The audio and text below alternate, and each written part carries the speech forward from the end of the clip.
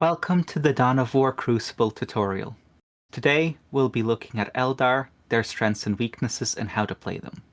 As always, we recommend that you first, when starting to learn a faction, go into a game with dev mode on, read all the descriptions, try out the units, and just generally learn the faction a bit before getting into actual games. This is especially true for Eldar for reasons we'll go into later. Today I'm here with Escalia, who is our main developer and also our resident Eldar expert. Hello everyone. Sorry for taking so long to get this video recorded for everyone. It's an intimidating topic, especially with how many features the Eldar have, but it is a necessary one because of how many features the Eldar have. So, shall we go over the faction's strengths and weaknesses? Yep, absolutely. So, obviously, Eldar has changed a huge amount from vanilla, but in terms of their actual sort of identity, it's pretty much the same. It's extreme mobility, extreme firepower, and then a lot of tricksy stealth stuff. In terms of weaknesses, though, they are squishy. They're punished heavily for getting caught out of position. That gets a lot more extreme with the, Eldar as they are now, with again for reasons we're going to talk about later. But then finally, because of how we've made Eldar, you've got a lot of macro decision making to get right, to use them at the best, and you'll get heavily punished for getting those decisions wrong. And that's kind of especially why we suggest you use dev mode and just really go through stuff, really absorb everything, and put the time into it. They're the hardest to learn because of the content, the amount of content, but they're the most rewarding once you put the time in. Yeah. So to give an example of the kind of macro decision making that we're talking about is that there are multiple units who are way more effective with certain researches. And this is especially true for something like the aspect system. So inside the game, in the middle of a game, you'll need to kind of be making more, whilst for some other factions, you can just click all your upgrades in the armory and you'll be completely fine. With Eldar, you need to be a bit more precise with what researches you're getting, when you're getting them, that kind of thing. Yeah, because there's so much money that needs to be spent that you need to pay for what you need. You'd be wasting a lot of resources if you were just to try to get everything. Yeah, absolutely. But equally, if you don't get the right researches, then you're going to be heavily gimped. So yeah, it's quite a complex system. Mm-hmm. Do you want to go over your general design philosophy for the faction? Yeah, so there's some big changes. One of the biggest things I didn't like about the original implementation was having some aspect warriors as tier 0, some tier 1, some tier 2. I wanted to completely get rid of that. So now the aspect warriors will basically be viable for pretty much the whole game. And you can even get some, from tier 0 and still be using them in tier 4.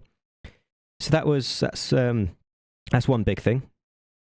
And then the other big thing is the versatility of the Craftworld system. There's 12 Craftworlds. I wanted to give Eldar players a rare place where, Eldar always don't get the love from Games Workshop. I wanted to give the full Eldar experience. So with the 12 factions, once you learn them all, you've got so much versatility, game to game, always doing different stuff, always, wildly different gameplay plans. So, yeah, aspect system, Craftworld system. That's I think that's the main stuff, really. Yeah, they're definitely the most replayable faction in terms of just how much different strategies you can go for and have all of them be viable. Yeah. Including, which we've not really done anywhere else in the game, but there's certain Craftworlds which totally don't play like vanilla. So most faction systems, you get a few units, maybe a few rebalances. Craftworlds like Ulthwy, Craftworlds like Samhan, it's a totally different experience, totally different gameplay. It's quite fun. Yeah. So the way this will be done is we will be going through the standard roster tier by tier. And then we will be looking at each individual craft world and what parts of the roster they buff, what they focus on, that kind of thing. So do you want to start off by picking just a craft world that's the most Yeah, absolutely. That's the closest to the standard Eldar playstyle, I guess. Would be a good way to start. Okay, so for this standard roster, we'll use Autarch. They play pretty standard. So yeah, tier 0, you've got all your standard stuff. You've got your builder, a couple of capping units, a couple of researchers. So yeah, start off with the Bonesinger. So the Bonesinger is interesting. It starts off as a regular builder, so a few things to note. First of all, you cannot reinforce them. They are all individual models, so you will probably be getting more of them than you would servitors, for example, where you can reinforce multiple models. So that's something to keep in mind, where usually you will need, well, in your starting build order, not so much, where you'll still be using 3, maybe 4, but later on in the game, you will be using more of them than other factions, because otherwise your speed will be much slower. And then the other thing is that they gain a lot of utility throughout the tiers, which we'll discuss as we go through their researches. Yeah, there's a lot of shenanigans you can get up to with them. And one thing some people will notice is that they do not have the jumper standard. That'll be coming later. Okay, so next we've got your Guardians. So should we bring both out? Yeah. Cool. Yep. So you've got your Guardians, and you've got your Guardian Defenders, and you've got your Storm Guardians. So Guardian Defenders are your ranged guys, and Storm Guardians are your melee ones. Biggest difference between these is they're pretty standard in tier 0, but they really can do quite a lot of work in tier 1. So depending on what you're after, usually changes which ones you end up going for. So with the Guardian Defenders, you will be getting the choice of either getting a Warlock, getting a Grav platform, or getting a pair of Grav platforms. And these can scale incredibly well in tier 1. Yes. It's quite nice to not need to build them from a warp gate and just be able to reinforce your capping squads with Grav platforms. And now, instead of a squad which doesn't do well at all in tier 1 and waste space, you now have are they 1 population? They are, yes. Yeah, you have a 1 population squad which now has 2 potentially platforms with it. So that can be quite nice. Yeah, they're incredibly expensive, but they're very, very good in tier 1. And depending which Craftworld you go for, they can get further increased in range. So I've got to admit, I think these are what I usually go for. But I know a lot of other people do really like the Storm Guardians. So Storm Guardians, again, you've got the same Warlock. You've got Flamers in tier 0. But then also in tier 2, so quite a bit later, if you do have them left over, they've got the fusion guns. Mm-hmm. Yeah, fusion guns are quite interesting. It basically swaps them from a melee squad to a close range squad, but it is quite powerful. It's not powerful enough that you would want to get them to get the fusion guns, but if you have some left over, then yeah, it's nice to have. Yeah. Especially if you're against a race where you're not getting huge amounts of disruption. Mm-hmm. Shall we talk about the researches in the HQ before moving on to the Spec Warrior shrines? So you've got your standard anti-infantry damage grenades. Mm-hmm. You've got Fleet of Foot, which is, I've got to admit, I get this at the beginning of every single game. I queue up my builders and my guardians and immediately queue Fleet of Foot. Mm-hmm. And then you have the Bonesinger jump research, which is tier 1. We'll talk in more detail about that later. So grenades, Fleet of Foot, for those who don't know, Eldar is one of their main tools. It allows them to use the run, basically, on infantry without all the downsides of it. Or without some of the downsides, at least. I think they still lose accuracy, right? I'm not 100% sure if they do. Because I know that you have multiple versions of Fleet of Foot that scale throughout the tiers. No, it's just one ability. Not being removed? further fleet of foots are just a straight base movement speed buff. Ah, okay, gotcha. That's what it is. Okay. Yeah. So basically, usually when you run, you can't reinforce. It's probably the big thing with Eldar. As soon as you start moving infantry, just tab Q, tab Q, tab Q, get everything moving. It takes away a huge amount of decision making. Yeah, if you want to move your infantry, make them go fast. You don't have to worry about not being able to reinforce. Okay. Do you mind getting the researches? It's nice to, whenever we go up in tiers, to only have the researches for that tier. Yeah. So onto the Aspect Warrior. So does this unlock the extra units in the HQ, or is it the Craftworlds Beacon or the Soul Shrine? So standalone Warlocks are Craftworlds Beacon, and Rangers Craftworlds Beacon. Also Craftworlds Beacon. Okay. So yeah, let's talk about the Aspect Shrine first then. Yeah, so a lot more here than used to be. Mm-hmm. So first thing to note is the new Aspect Warrior system that was mentioned. That's all of the researches you will see bottom middle of the screen. What these do is these provide various buffs to all of the units of that aspect.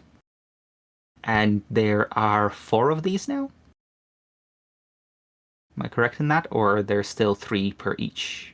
No. So there's only 2 tiers available in tier 1 and tier 2. It's 4 tiers of the infantry upgrades in general. Ah, okay, gotcha. So 2 tiers of this, 4 tiers of infantry upgrades, Yeah. And you can only get 8 of these? It's up to 10. Or 10. Yeah. 10. Yeah, so you can get 10 of these, and there are 16 researches, so you can upgrade either a bunch of them.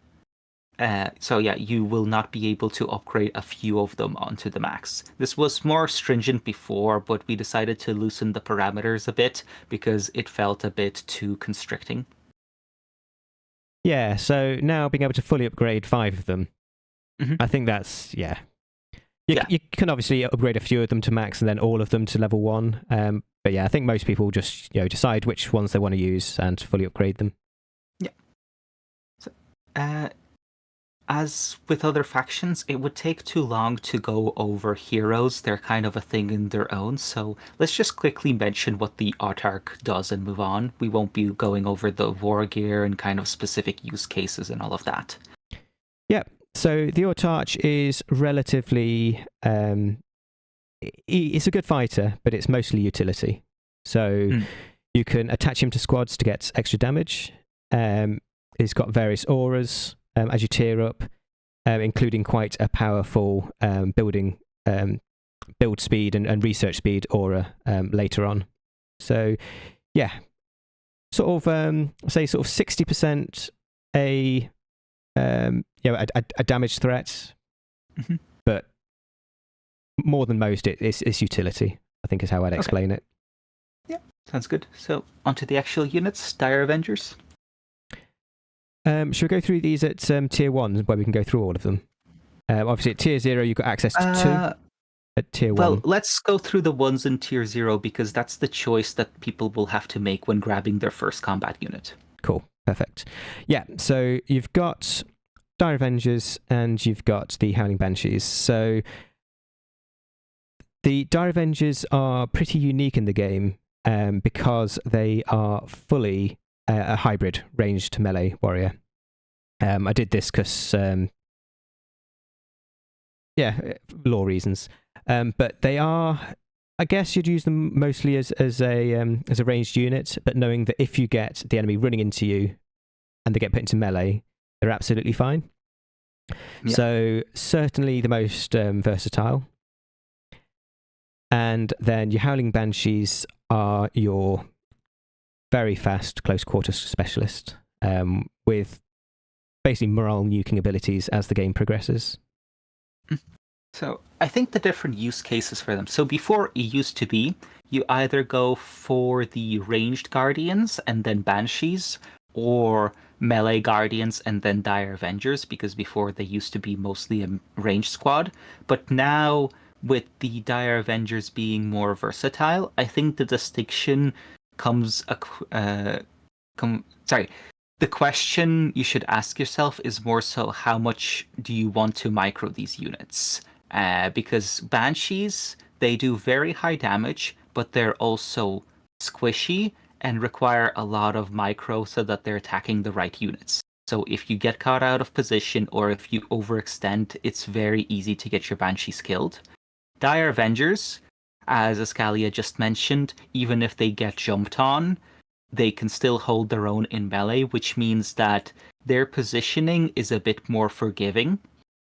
And in general, they require less micro. So that, I think, is the main I think that's perfectly said, there. but there's one big point you've not really mentioned, is that the whole point of Banshees will be the morale nuking ability. So not only do they require more thought into how you use them, getting them attacking the right units and stuff, but if you're not using the Banshee Scream, you're losing probably 40% of the effectiveness of the squad. Yeah, and also losing survivability because enemies that have morale do more damage, so they'll also die quicker. So that's something that needs to be kept in mind as well. So so that's the decision making.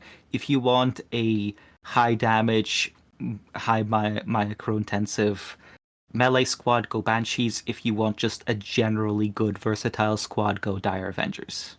Yeah, absolutely.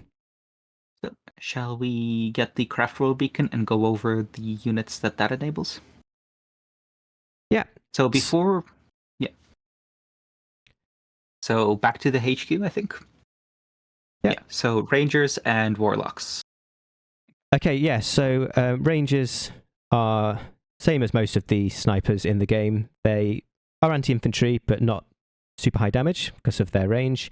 But these are your designated anti-commander. And to a slightly less extent, anti-morale. Do you think that's fair? Yeah, I do think that's fair. They'll do decent morale damage. They'll do nice burst morale damage. It's just their low attack speed means that the morale usually can regen before they can really get it down too much. But it is nice to use them as a kind of last burst hit of enemy morale. Yeah. One point I do want to make is I think a lot of more beginner players do see snipers and think, oh, these are great anti-infantry and they're safe to use because of the range. Let's get lots of them. Their anti-infantry damage will be a lot lower than other anti-infantry stuff just because of the range. So bear in mind if you sort of go down that route, sure, you've got the range, sure, you're going to be quite safe with them. They're not going to be putting the damage down that you'll get from other sources. Yep. So is there anything to go over on the Warlock before you get their abilities? Yeah, so most stuff has been moved to the tier 1 research. The main reason you'll get it early game is if you want its damage buffing ability. So that will be applied to units that it attaches to. So if you are doing quite a heavy tier 0 push and you are using the aspect warriors, then it may be worth getting some warlocks to add to them to just buff the damage. But no, most stuff comes later. Okay. Yeah, and just something else to mention, they don't have their detection straight up. That requires the tier 1 research. So in tier 0, your only detection is the Autarch. So keep that in mind if you're facing something like tower stealth suits. Now, you can always get Banshees or keep in mind that you're quick, so you can just run into melee range with them and detect them that way. But if you want proper detection in tier 0, it's just the Autarch. Yeah. Cool. So I think that's tier 0 then. So yeah, pretty sure. So in terms of the standard tiering up, it will be a case of get the Craftworlds Beacon, choose the Craftworld. Once you've chosen the Craftworld, that will then enable the Soul Shrine for that Craftworld. So this is the Soul Shrine for Autarch. You won't be able to get this until you have made a decision. So you are locked into a decision at the start of the game, just so you're aware.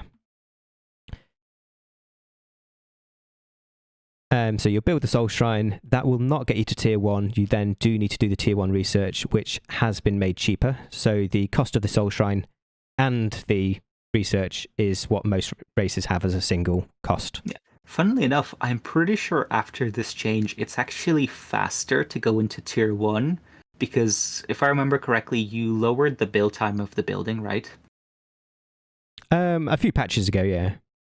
Yeah, so the build time of the building was lowered, and because gen boosting is so powerful, it's actually faster to go a tier 1 now than it was before with Eldar when it was just build the soul shrine. Ah, But it is a bit more micro to do so. Well, it is a bit more clicks to do so. yeah. One thing worth mentioning now, we'll go into this more for some of the Craftworlds, but you don't actually need the Aspect Portal to go to tier 1. You can just build the Craftworld Beacon and then the Soul Shrine. Which will be important for stuff like Harlequins. Harlequins, in particular, also Samhan.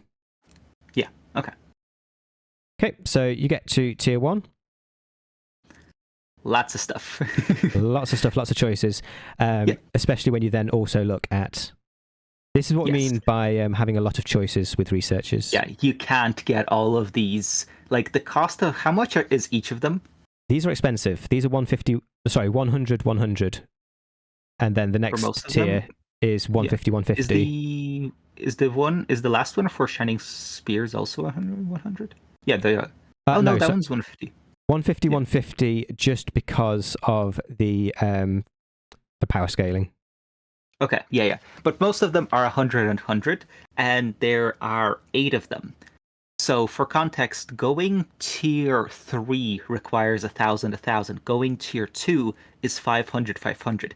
If you get 5 of these, that's the equivalent of being able to go tier 2. That's expensive. So this is what we meant earlier with needing to make macro decisions and knowing what to spend your resources on. Because if you try to go for all of these, well, now you can't get as many units or you're falling behind in tech. So you need to be picky with your choices. Yeah, in tier 1, I'm getting 1, maybe 2. Yeah. Yeah. Because that's all the units you're using. So let's go over the changes to the HQ, the things that were added to the HQ in tier 1. So first of all, the Bonesingers get their jump. And yeah, I think that's about it. All the rest of the units were enabled in tier 0. Yeah. One thing with the Guardian Defenders, this is where you will get access to this is where you get all the platforms, yeah. So looking at the platforms then, or should we talk about this when we let's talk about them when we Gate? get to the Warp Gate. Yeah, cool. Or the Webway Gate, because they're in there as well. Yeah, so apart from that... Aspect Warriors? Cool, so this is the big conversation. Let's get rid of all of these. So the idea with Eldar is that this is kind of a lot of your strength for most of the game. It's not a case of most races where you build your tier 1 units, you get tier 2, you build some tier 2 units, you get tier 3, you build some tier 3 units, and they're getting stronger all the time. These are, they're there and they're valuable for the whole game, which is what I wanted to achieve, because with Eldar, their primary warriors are the Aspect Warriors. In fact, they're the main, inverted commas, full-time warriors. Guardians and all the vehicles, which are piloted by Guardians, they're just a civilian militia that are called up in times of need. Aspect Warriors are the only full-time warriors. So to not have them as your core for the whole game felt a bit weird. And the other thing to note there is that in lore-wise, there are no Aspect Warriors that are more elite than others. Like, that's just not a thing. They all serve different purposes and they all have different roles, but in terms of strengths, they're all more or less equal. Yeah, they're all a different aspect of Cain, yeah. They're all an aspect of Cain, but they're all basically the pinnacle of what's possible in terms of skill and all that. Yeah, exactly. Like, for example, for something like Space Marines, you have a clear progression where you have your normal attack Marines, then you have your elite Marines, which are your hardened warriors like the Stern Guards, and then you have your heavily armored Terminators and stuff like that. And it's clear that, hey, these are more powerful versions of these units or more powerful alternatives. Whilst for Eldar, it's just no, they are all equal, but they serve different roles. And this system was made to reflect that, because in most kind of Eldar representation, even for like Games Workshop tabletop, there's a clear delineation where some of the aspect warriors are just way more powerful than others, even though that shouldn't really be the case. Oh, I didn't actually know that. That sucks.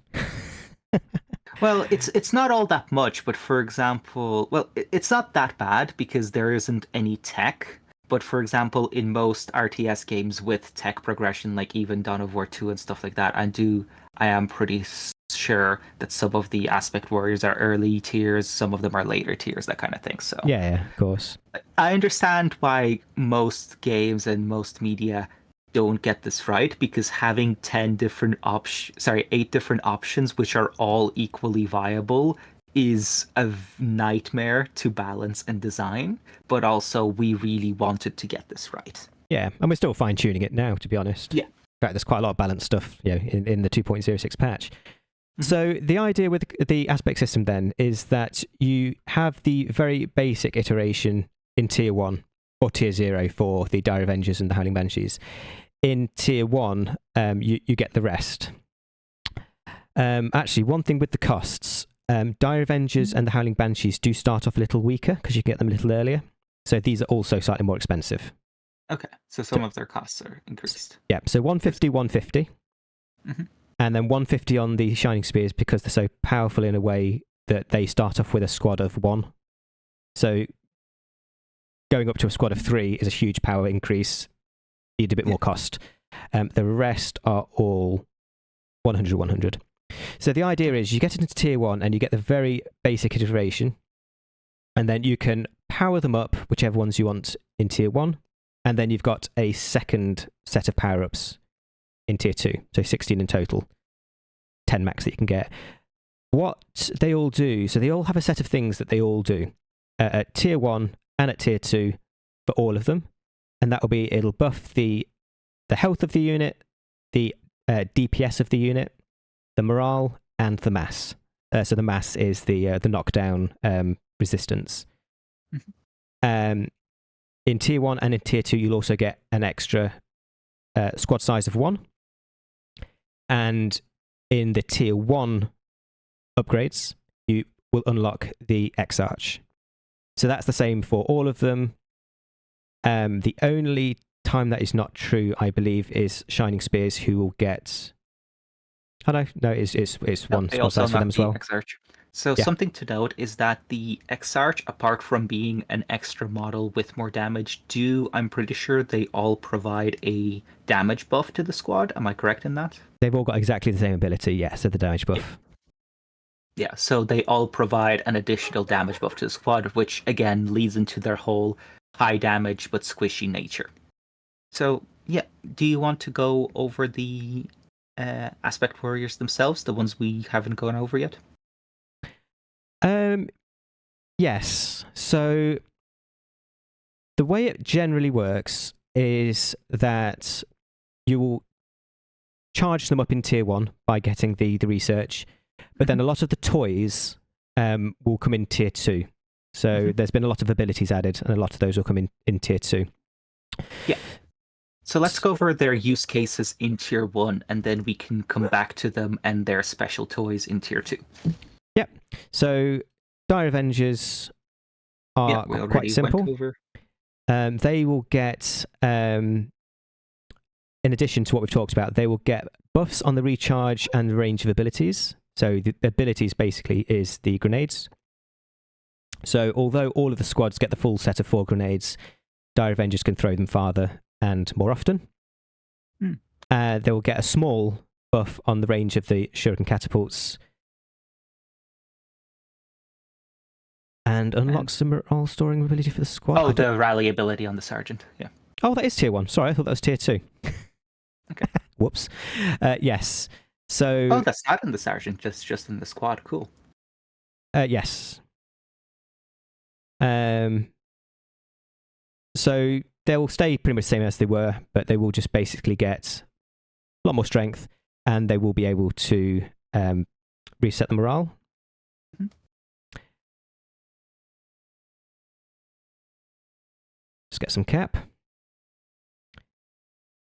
Banshees will also get a pretty big ability. So the Banshees, as built, have a small jump. When you get the first research, they will get their jump doubled.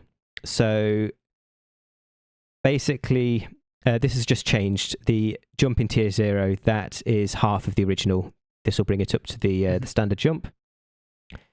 You gain extra movement speed and you gain the Banshee Scream. This is kind of the whole point of the unit. You will run them into combat once they're in melee with hopefully as many things as possible close to them.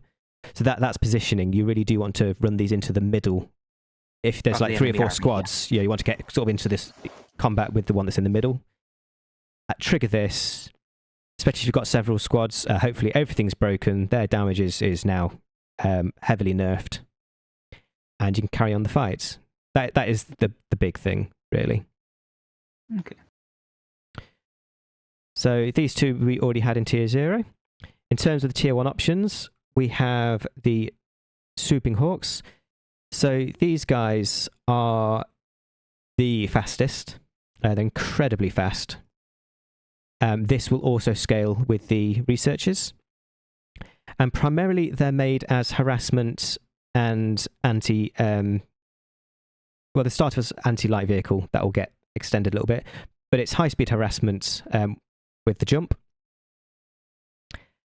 And when you get them upgraded, they will basically get everything we said and increased movement speed. So that's already even faster. That's quite something a big to jump. note. This squad has a jump, as you can see, and also because of that, you cannot attach Warlocks to them. So in terms of pure DPS, especially with Warlocks and all of the other buffs that Eldar can get, like the Autarch and stuff like that, these guys will do less overall damage and will be less tanky, but they make up for it with their mobility. So that's something to keep in mind, where you're sacrificing damage and tankiness for mobility. Yeah. Yeah. But overall, pretty simple unit to use, and honestly, not that beginner unfriendly, especially because of the jump, because if you do get them into a pickle, whilst other units you would have to run out and models may die on the way out that way, you can just be like, oh crap, and jump them out, and it's much easier to get out of a bad situation that way. Yeah, because 2 things to add to that. First, if you look at the jump, they've got a double jump to start off with, but also their max... Mostly double jump, I think. No. Oh, well, they've got the double jump, but also they've got a little bit extra. Yeah. A little bit extra, yeah. Yeah, so you'll get your 2 jumps off, or you get 1 jump off, and before long, you'll have that third jump ready. Yeah. And also, they fire very well on the move, so they are very much... You can be just dancing them around, chipping away at units, and yeah. Yeah, and that's the whole point. You jump in, deal with some early tier 1 vehicles, and jump out before the rest of the army can catch and kill you, that kind of thing. Yeah. Or harass and take out squads that are out of position. Yeah. Dark Reapers. So these are your long-range anti-infantry. In some ways, one of the easy ones to use, just because of their range. They're very safe, and they're just generally going to chew through infantry. Yeah. What you'll get from the research here is just the same as usual, and increased weapon range. So at this stage, if we look at, say, Dire Avengers, actually that they are quite long range. Yeah, Swooping Hawks, and then Dire Avengers all the way over here, and that will increase again in tier 2. So yeah, very very safe. So yeah, this is your equivalent of a kind of Devastator-esque unit, where setup team, but once they get set up, high damage. So relatively standard. If you've played most other factions, you've probably encountered some sort of other version of this unit. Yeah. Striking Scorpions. are your other melee unit along with the Howling Banshees. These are a heavier armor class. So you've got elite infantry for the Howling Banshees. You've got heavy infantry for the Striking Scorpions. You will get on the research, same as usual, and stealth. Yep. And also, if you compare them to the Howling Banshees, as you can see, they have a bit more health. It may not seem like much, but the extra health along with the extra armor type does go a long way to make them less susceptible to infantry damage. They are more susceptible to plasma weapons, which are primarily focused on dealing with heavy infantry, so keep that in mind. But if you're fighting against Subwood, who is a good player, they will mostly focus on anti-infantry weapons because most of your roster is infantry, not heavy infantry. So these guys can really throw a wrench in their plans and be surprisingly tanky compared to some of the other aspect warriors. Yeah, and although it's only, so at this stage, it's 50 extra health per unit. 500? Yeah, 150. Yeah, that difference in health will get bigger the more you tier up and the more you get the infantry upgrades. It'll end up quite a bit more noticeable than that. But yeah, these are basically your tanky and stealthier options. If you want kind of like a traditional close combat unit, these are them. Mm-hmm. Your Howling Banshees are more about the morale nuking. Yeah, they're more of a utility disruption unit, while Striking Scorpions are your straight up just run in there and kill things. Yeah. I love these. I tend to use them a lot more than Howling Banshees. For some reason. I probably should use Howling Banshees more. Fire Dragons are really simple, just pure anti-vehicle. Yeah. Anti-vehicle. And one thing to note, first of all, if you research these researchers, we won't be able to get the tier 2 on these ones, so we might need to go over the researches for Fire Dragons, Warp Scorpions, and Striking Scorpions a little bit later on like another faction because of the 10 limit. But yeah, so one thing to note about the Fire Dragons themselves is they are relatively tanky, but also relatively close range. So that's something to keep in mind. If you've played Imperium factions, they're closer to a squad with Melta guns than they are to a squad with las cannons. I think that's a fair comparison. Yeah. They will start off pretty much purely anti-vehicle. With the tier 1, they get all the usual stuff, and they will gain the anti-demon damage, as well as general DPS. But they will get their demon damage only after the tier 1. Mm-hmm.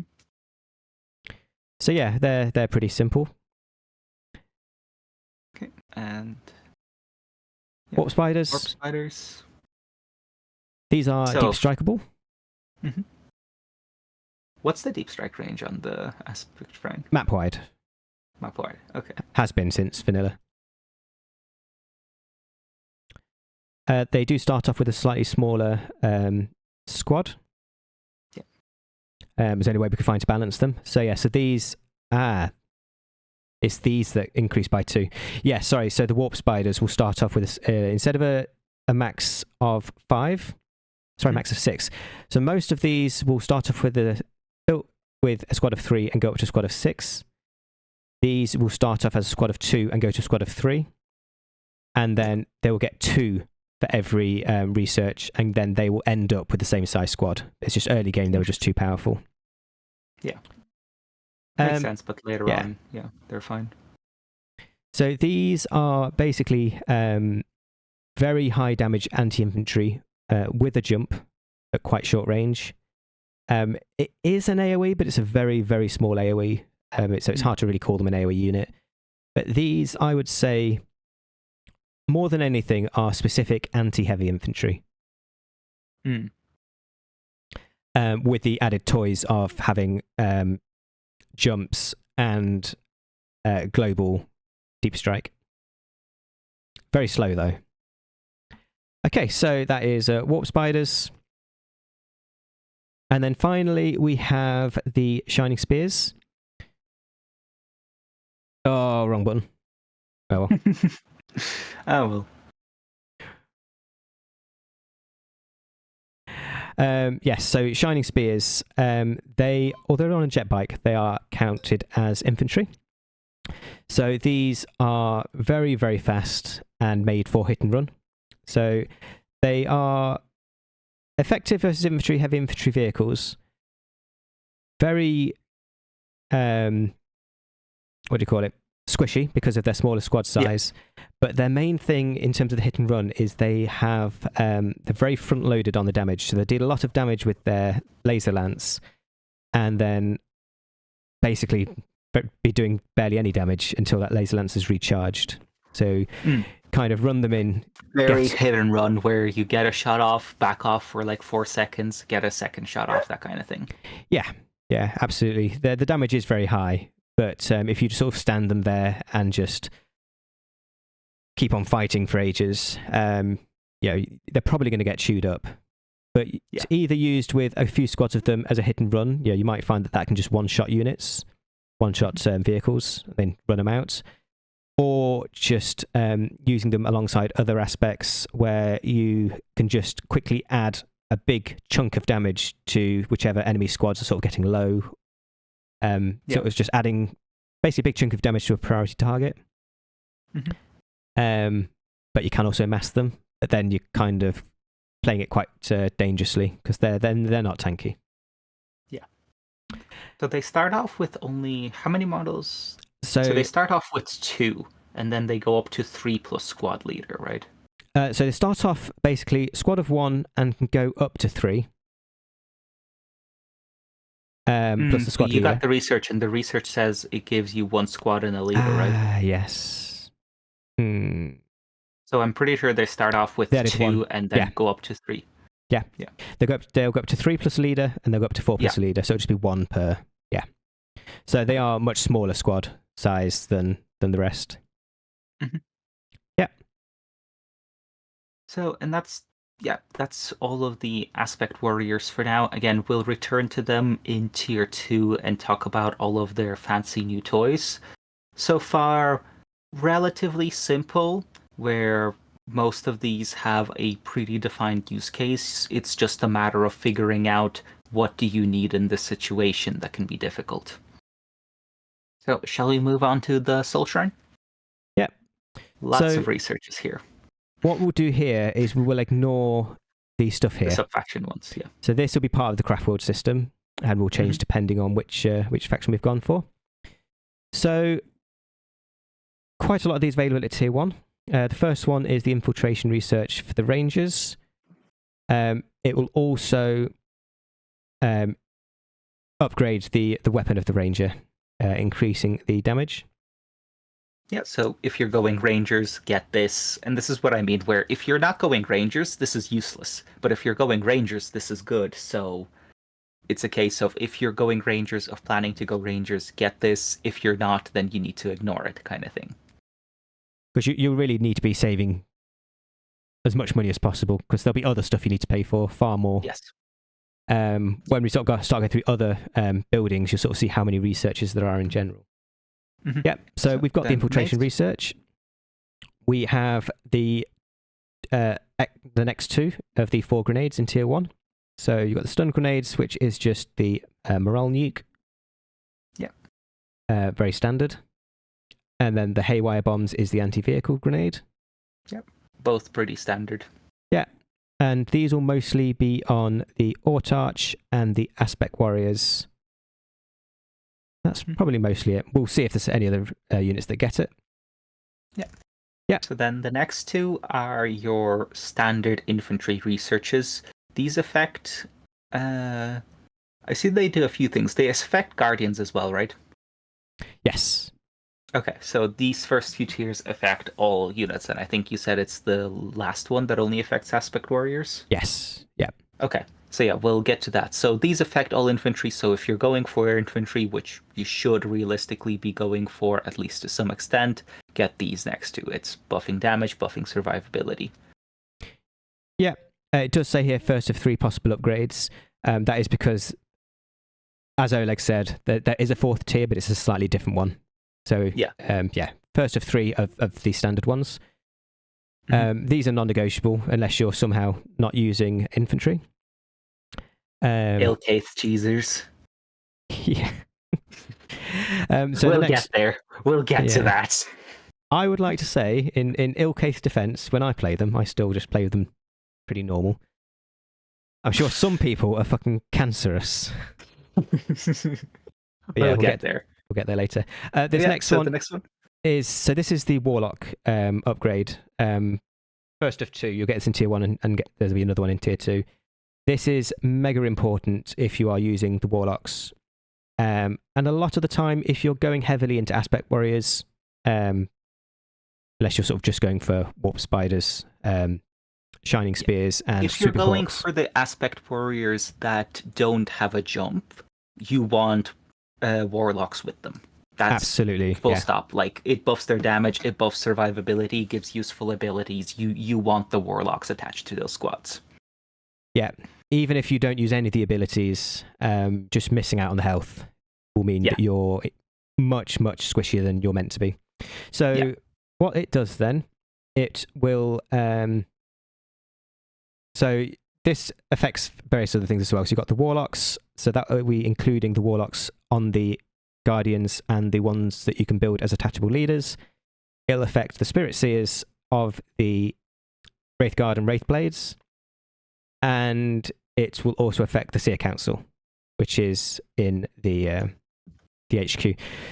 So anything that in lore is a Warlock will benefit. So also the bards from Harlequins will also benefit from this. Just something to keep in mind, because they are the Warlock replacement. So all Warlocks plus the Warlock replacement. Yeah. So you'll get basically an upgraded weapon for most of them. Actually, I think for all of them. If not visually, you will get the damage buff. But most of the Warlocks will get a nice new visual. Mm-hmm. You will get the Keen Sight. So once you do get this, then basically you've got really easy access to Keen Sight. Just build Warlocks. The attachable Warlocks and the Warlock leaders will get the Embolden and the Entanglement abilities. So Embolden is basically a short-term damage reduction, and Entanglement will stop the movement of an enemy unit. Spirit Seers will gain the Entanglement rune additionally, so that will be for the Wraithguard, and the Harlequin Bards will gain the Keen Sight and the Embolden and the Entanglement. Okay. So very important one.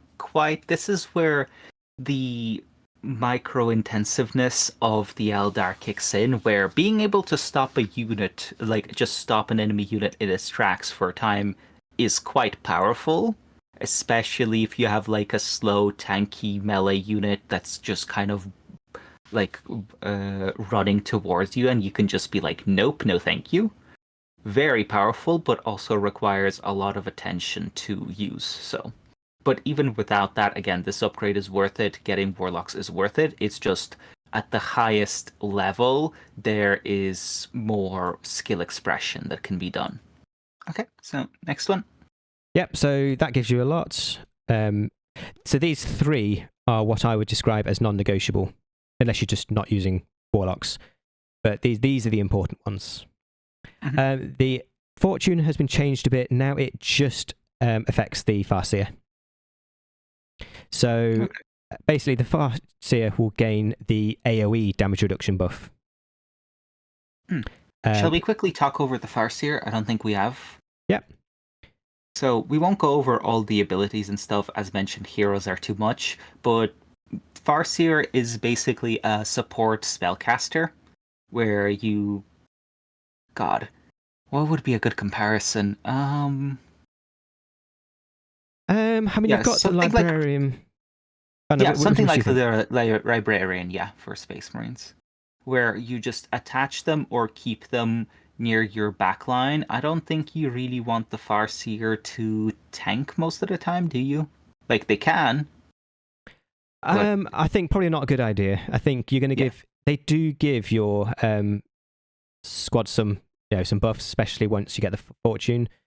But I think, to be honest, with the amount of really powerful spells, you need to prioritize keeping them alive, because you've got some really important spells in terms of damage, whether it's single target. They also give extra survivability on top of everything else. So later on, when you also can give invisibility as an aura, then you might want to have it a bit further forward to get that where you want it.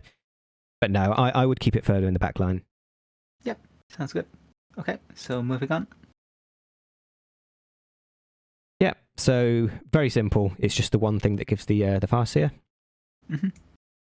You then get to some of the Bonesinger shenanigans. So you've got basically everything available as of tier 1. Bonesinger Mastery will give you several things. You've got the Bonesong ability, and you've got the Wraith Tomb ability. Bonesong will basically heal a allied building, well, one of your buildings. So if, say, a turret's getting targeted down, or you're about to lose a production structure, you can just cast this on it and regenerate the health of the structure. And the Wraith Tomb you cast on enemy buildings, and it'll stop them being able to produce units, perform research, create add-ons, and all that for a short period of time. So, gives you... Shenanigans on a builder with a jump.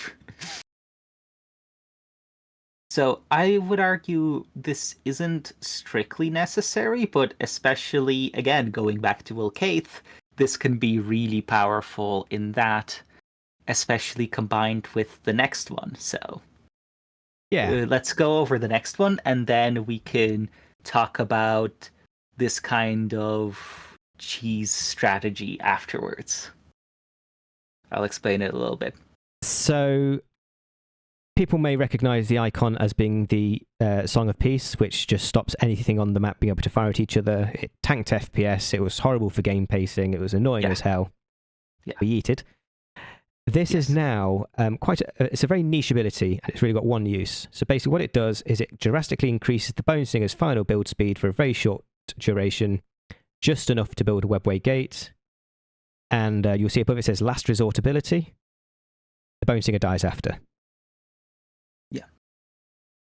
So the primary use case for this is, as hinted at in the description, you teleport somewhere, you build a Webway Gate, you pop this ability, and the Webway Gate finishes instantly, and then the Bonesinger dies. So we jump, you do that. I got trolled by the area of where you could build stuff. I suddenly looked. No, Webway Gates can be built outside of that. I know that. I've built them 1 trillion times. I just got trolled by the graphic. Okay. So and to keep in mind, this ability is on a global cooldown because of its power. Because if you could use it on all of the Bonesingers, you could just turbo speed buildings. I think we've got a glitch. Didn't die. It didn't die. It did. The first one died. Yeah, but that's because I didn't build anything. Okay, I need to test this more. Does this actually work after a jump? Pretty sure it's a global. Yeah, it's a global ability. That's why you can't cast it again. Because when you cast it on the first one and it died, it can no longer cast the ability because it's on a global cooldown. Oh, and we're on dev mode. Yeah, exactly. We're on dev mode, so things build instantly anyway. Anyway. Let's ignore all of that. So, the cheese strategy that I mentioned earlier. So, the teleporting buildings around, that's been moved to Ilkaith, but it's been moved to be a lot faster. So something that you can do is you can have a bunch of Bonesingers sitting inside of a Webway Gate. You teleport one across the map, pop a Webway Gate down, instant build it, pop out the Bonesingers out of that Webway Gate, and start getting turrets into that location. And because the Bonesingers have the ability to disable enemies, if let's say you do this to an enemy base that happens to not have units, and the enemy is diligent and has a few turrets to defend, well, the Bonesingers that just popped out of the Webway Gate can teleport on top of the turrets and disable them. So now you have a base with disabled turrets, depending on how well you micro disabled production, and with turrets which will teleport in around the Webway Gate within, was it like 2 seconds? Within like 2 seconds. I don't think it's that pretty fast. quick for Ilkaith. But maybe. Or is it? I can't Maybe remember. like 5 seconds. I'm not sure how fast that is exactly, but pretty quickly. So yeah. And it doesn't stop there, because Ilkaith, the Bonesingers gain damage reduction for structures on an aura, so then you can just move your Bonesingers back to your... Yes. Your, So we'll talk about it more when we get to Ilkaith, but this is the type of thing that I kind of really love with the Eldar, where there's so much shenanigans that you can do if you have the APM to do it all. So yeah. Yeah. It's certainly the race with the high skill ceiling. Yes, 100%. That said, even if you're not playing Ilkaith, you can very much, because this is a tier 1 ability, bases are still quite small in tier 1, you very much can jump your Bonesingers just into an enemy base, stop their production units and attack. Sorry, stop their production buildings producing and attack, and you can do that as anyone. So yeah, exactly. It's a higher level thing, it involves a lot of micro, but you've got the option. Yeah. So moving, is that all? That's everything all for tier 1, except for the Warp Gate. So we still need to talk about some of the other buildings. Ooh, yeah, Warp Gate and the support portal. So so Warp Gate we've built a bunch of, but let's just build one over here. Webway Gate, Warp Gate, I don't know what I call it. Yeah, Webway Gate. You got me doing it. Why am I calling it Warp Gate? I don't know. Played too much demons. This is your cap building. So squad cap of 4, support cap of 5. Not an expensive building. I think it's 100 and 0.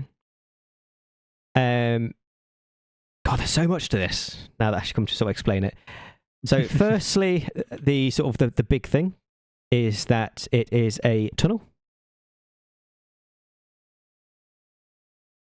You can get stuff into it. You can get 10 units into it. And after it's about 4 or 5 seconds, recharge. Yeah.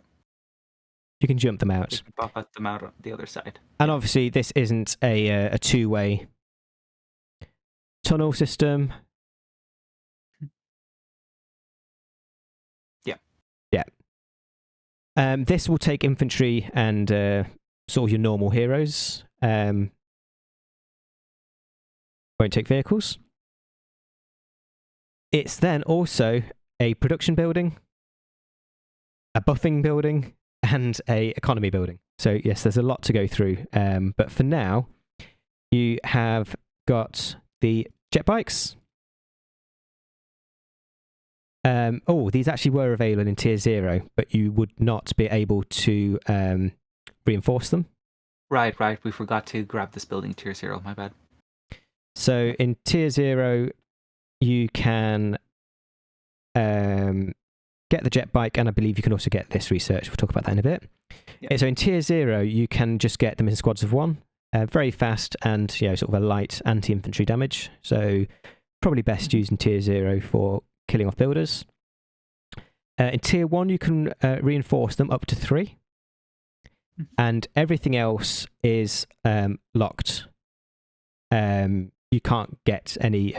I'm guessing all of this is locked behind sub-faction stuff. Yeah, so this... in fact, none of them actually say Samhan, but it's all Samhan. Okay, it's all Samhan related, so we'll get to that when we get to Samhan. Okay. Yeah. So yeah, just standard use for bikes, except for the fact that they don't seem to get grenades and they don't have the burnout ability, so just fast harass unit. Yeah, so as standard, they don't get grenades. Yeah.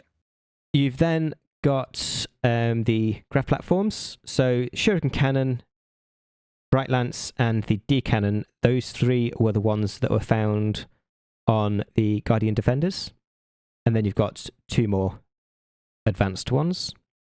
So basically, you've got the cheap ones and you've got the expensive ones.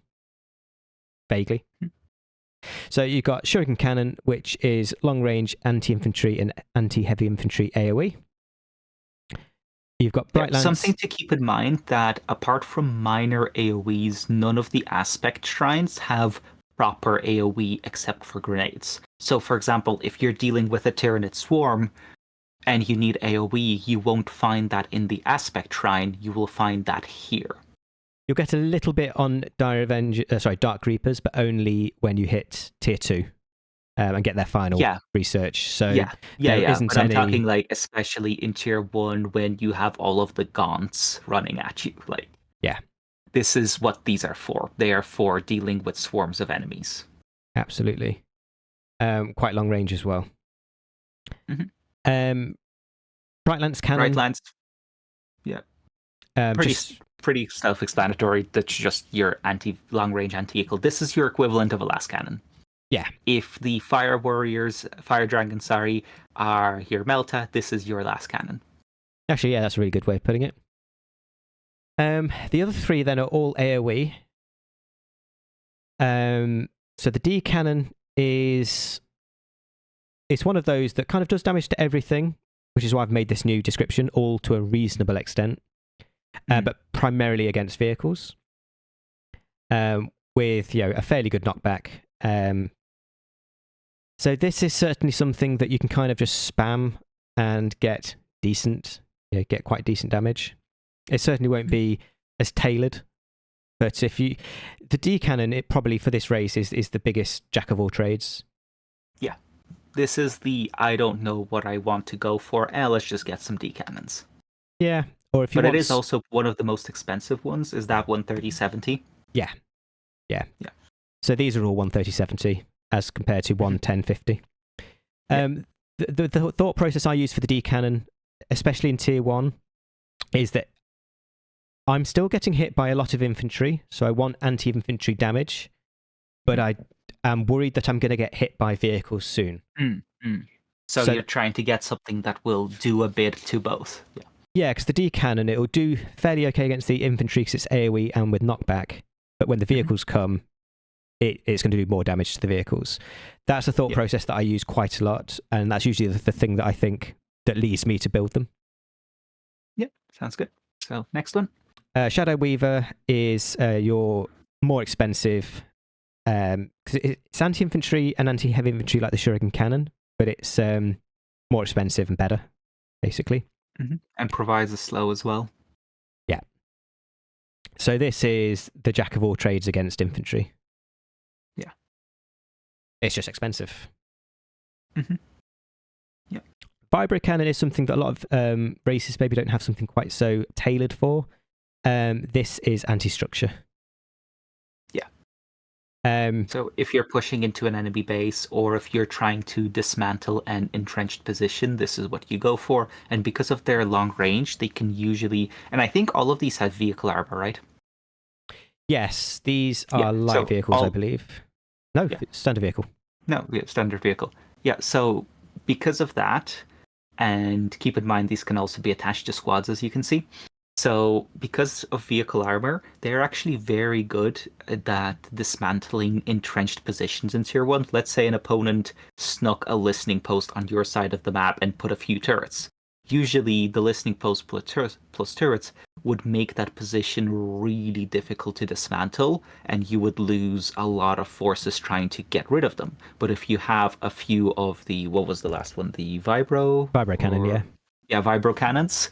Then you can dismantle that position relatively safely and at little cost, because the turrets, the listening post, chances are, won't have anti-vehicle, and the turrets won't have the time to react before you shoot them down. Yes, this is Eldar all over. You've got this very niche option that you can use, but if you do commit to too many of them early game, you've got a lot of resources tied up in a unit that really doesn't contribute towards anti-infantry or anti-vehicle. Yeah. And that's the choices that you're making a lot as Eldar. I can get something that's going to absolutely dumpster fuck LPs. One strategy, but it's useless versus others. Yeah, but it's money that's spent there, but can't be spent elsewhere. Yeah, that said, the Vibro Cannon has the best knockback of all of these three, but in the smallest AoE. So you get a bit of disruption, just So it can do something against infantry, just won't be doing lots of damage. Let's talk about the researchers now then. Yeah, so this is where the Webway Gates get super useful. You've got the Shroud ability. So this is in 3 tiers, tier 1, 2, 3. In tier 1, it will allow Webway Gates to cloak nearby Eldar buildings. So they'll stealth themselves, and then they'll stealth everything close. Mm-hmm. And that will improve as tiers go on. And also in tier 1, actually I think this is tier 0, could get it first. Yeah, I think this is tier 0, pretty sure. This is what I actually love them for. I will probably build this a lot more often than I'll build the stealth. Heals nearby infantry. Yeah. So something interesting to note is that there, in the side of the Aspect Warrior and everything else, there has been absolutely no apothecary or apothecary equivalent way to heal your infantry, like 0.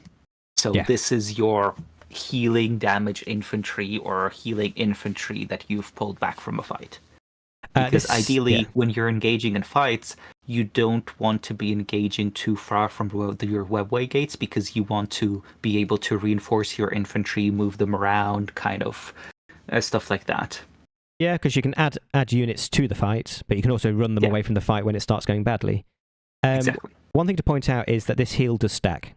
So if you want to build sort of 3 of them, it will... Oh, that's a cool thing. I didn't know that it's stacked. Yeah, and there's also a second tier, it seems, that you get in tier 1.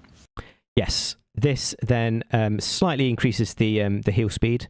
The heal speed is not fast. I mean, I will say that. It will get slightly better, but it's certainly not a fast heal. So if you've got heavily damaged stuff, even when you get the second tier, you're probably going to want several more if you actually just want to fully heal a unit. Yeah. But at tier 1, so the second one of these, it will also affect vehicles, structures, and apparently Demons. Demons. Yeah, so it will heal the rest of this stuff. Yeah, I'll get that fixed at some point.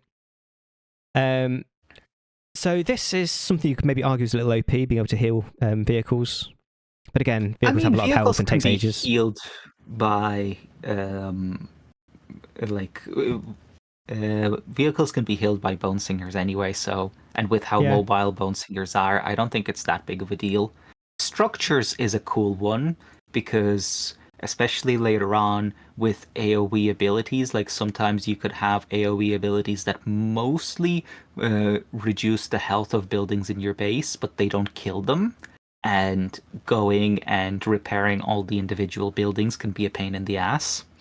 So being able to just, even if it's relatively slow, regenerate health on your buildings is quite good. The way I think about it is this race can get so APM intensive that having this passive healing, a bit of a crutch, make things not quite as overwhelming. Yes. Okay. And final thing for tier 1. Not quite. Yeah, so that's it for the Webway Gate. So now onto the support beacon. No, not beacon. Support portal. Support portal. Yeah. So in tier 1, you'll get a lot more stuff. We've got one unit that's actually changed because we've gone Autarch. So I'll quickly switch to another one to do that one. So in tier 1, you'll get access to your first 6 units and both researchers, just 2 researchers, both available at tier 1. Do you want to quickly just go through the researchers because they're very simple? Yeah, let's do that first, yeah. So if you're going to use vehicles in any capacity, this research here is a must-have. So 150, 125 cost, and basically every vehicle will get something. So most Grav tanks will gain a shield that reduces incoming damage. Wraithlords, Warwalkers, Soulwalkers, Nightwings, and Vypers will gain an HP buff. And the Jetbikes will gain an HP buff along with HP regen, which also includes Shroud Runners, Crone Riders, and Harlequin Jetbikes. So basically other Oh, cool. So this buffs the Jetbikes from the Webway Gate. That's good to know. Yeah, the main thing that to take note of, which you might not really think is important, is the HP regen. So the Jetbikes, if you're committing to them, this will mostly be a Samhand thing, but the HP regen means you can get them into the fight, run away, regen, get back in. And then the second one? Second one is not something I get very often, but if you are going for Nightwings, it will give Nightwings extremely fast health regeneration. So that's their aircraft. Yeah, so improve there. So before, if I remember correctly, this used to be like a damage reduction shield. So now instead of making them tankier, what this does is it improves their hit and run capabilities, where you hit, you take some damage, you run away, you heal, you go back in. So. Yeah. Okay. So the vehicles themselves then, we start off... Oh, so much junk everywhere. Right, so start off with the Wave Serpent. In fact, let's just get both of these. Pretty shield. So the Wave Serpent is your standard transport, so it's 2 slots. Got your standard transport stuff. And then you have got your, what I would call the standard Eldar vehicle weapon loadout. I have standardized this, so pretty much on a lot of your tanks, including things like your super heavy relic tanks, it's the same weapons in the same place. So yeah, it just makes it a bit I'm simpler. assuming their damage is scaled up depending on the actual unit, or are these like literally the same weapons? Exactly the same pen tables, but generally the same damages. range, but base damages will be increased on the super heavies. Yeah. Gotcha. So when you get used to what these weapons do, these will also be the same wherever you see them. So things like Corsair squads will have these 3 weapons. So it'll be, again, same pen tables, same use.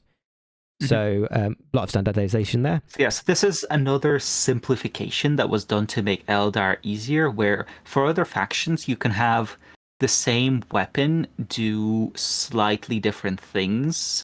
Like, for example, a Melta can be anti-structure, or it can be anti-demon, or anti-vehicle, and all of those can have claims, and different units can have different Meltas with different pens, pen tables. For Eldar, this stuff has mostly been standardized, where all of X weapon will be good versus X thing, or have the same pen tables. That's the main thing. If something is a star cannon, it has the star cannon pen table. Simple as. Yeah. So when you get used to how it works, then whenever you see it, you know exactly what it does. So that's one of the things that makes it a bit easier to play Eldar, to make up for all the extra complexity that exists elsewhere. Yeah. So, which means we have to go through it once. So, Star Cannon has had a recent change a few patches ago. This is now very, very specific, but also very useful when you need it. It's long range, heavy infantry damage. So, nice. When you're against Plasma Space cannon. Marines and stuff, yeah. Damage is very high because it's not AoE. So yeah, if you need to chew through Space Marines or anything that's really high tankiness, this is what you'll go to.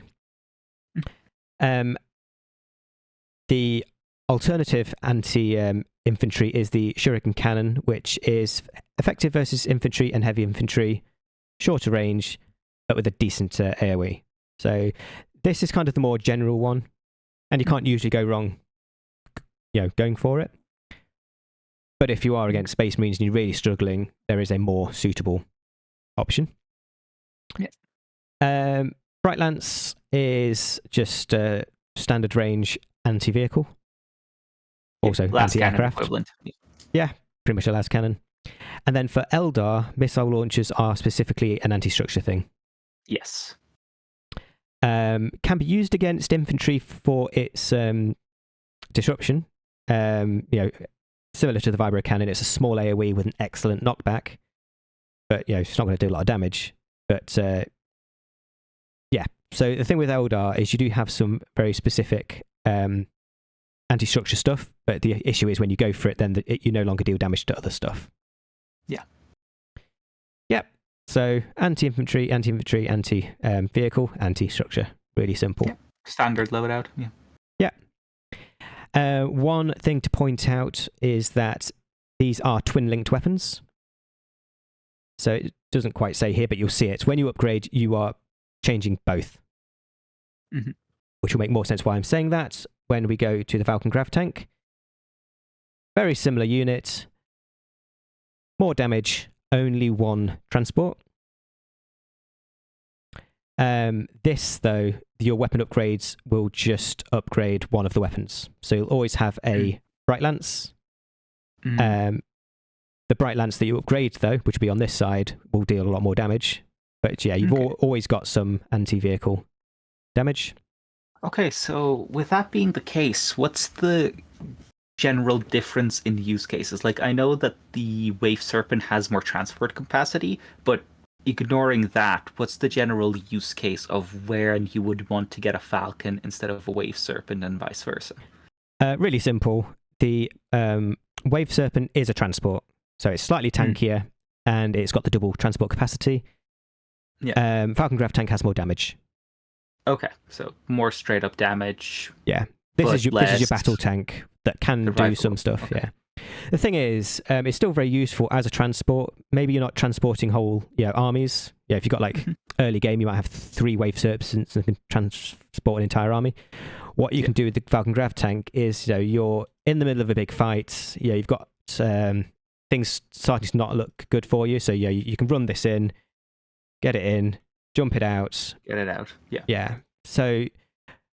And then micro things back and forth. Gotcha. Yeah. And you don't need to worry about it as much because it's just got decent damage overall. Yeah. Okay.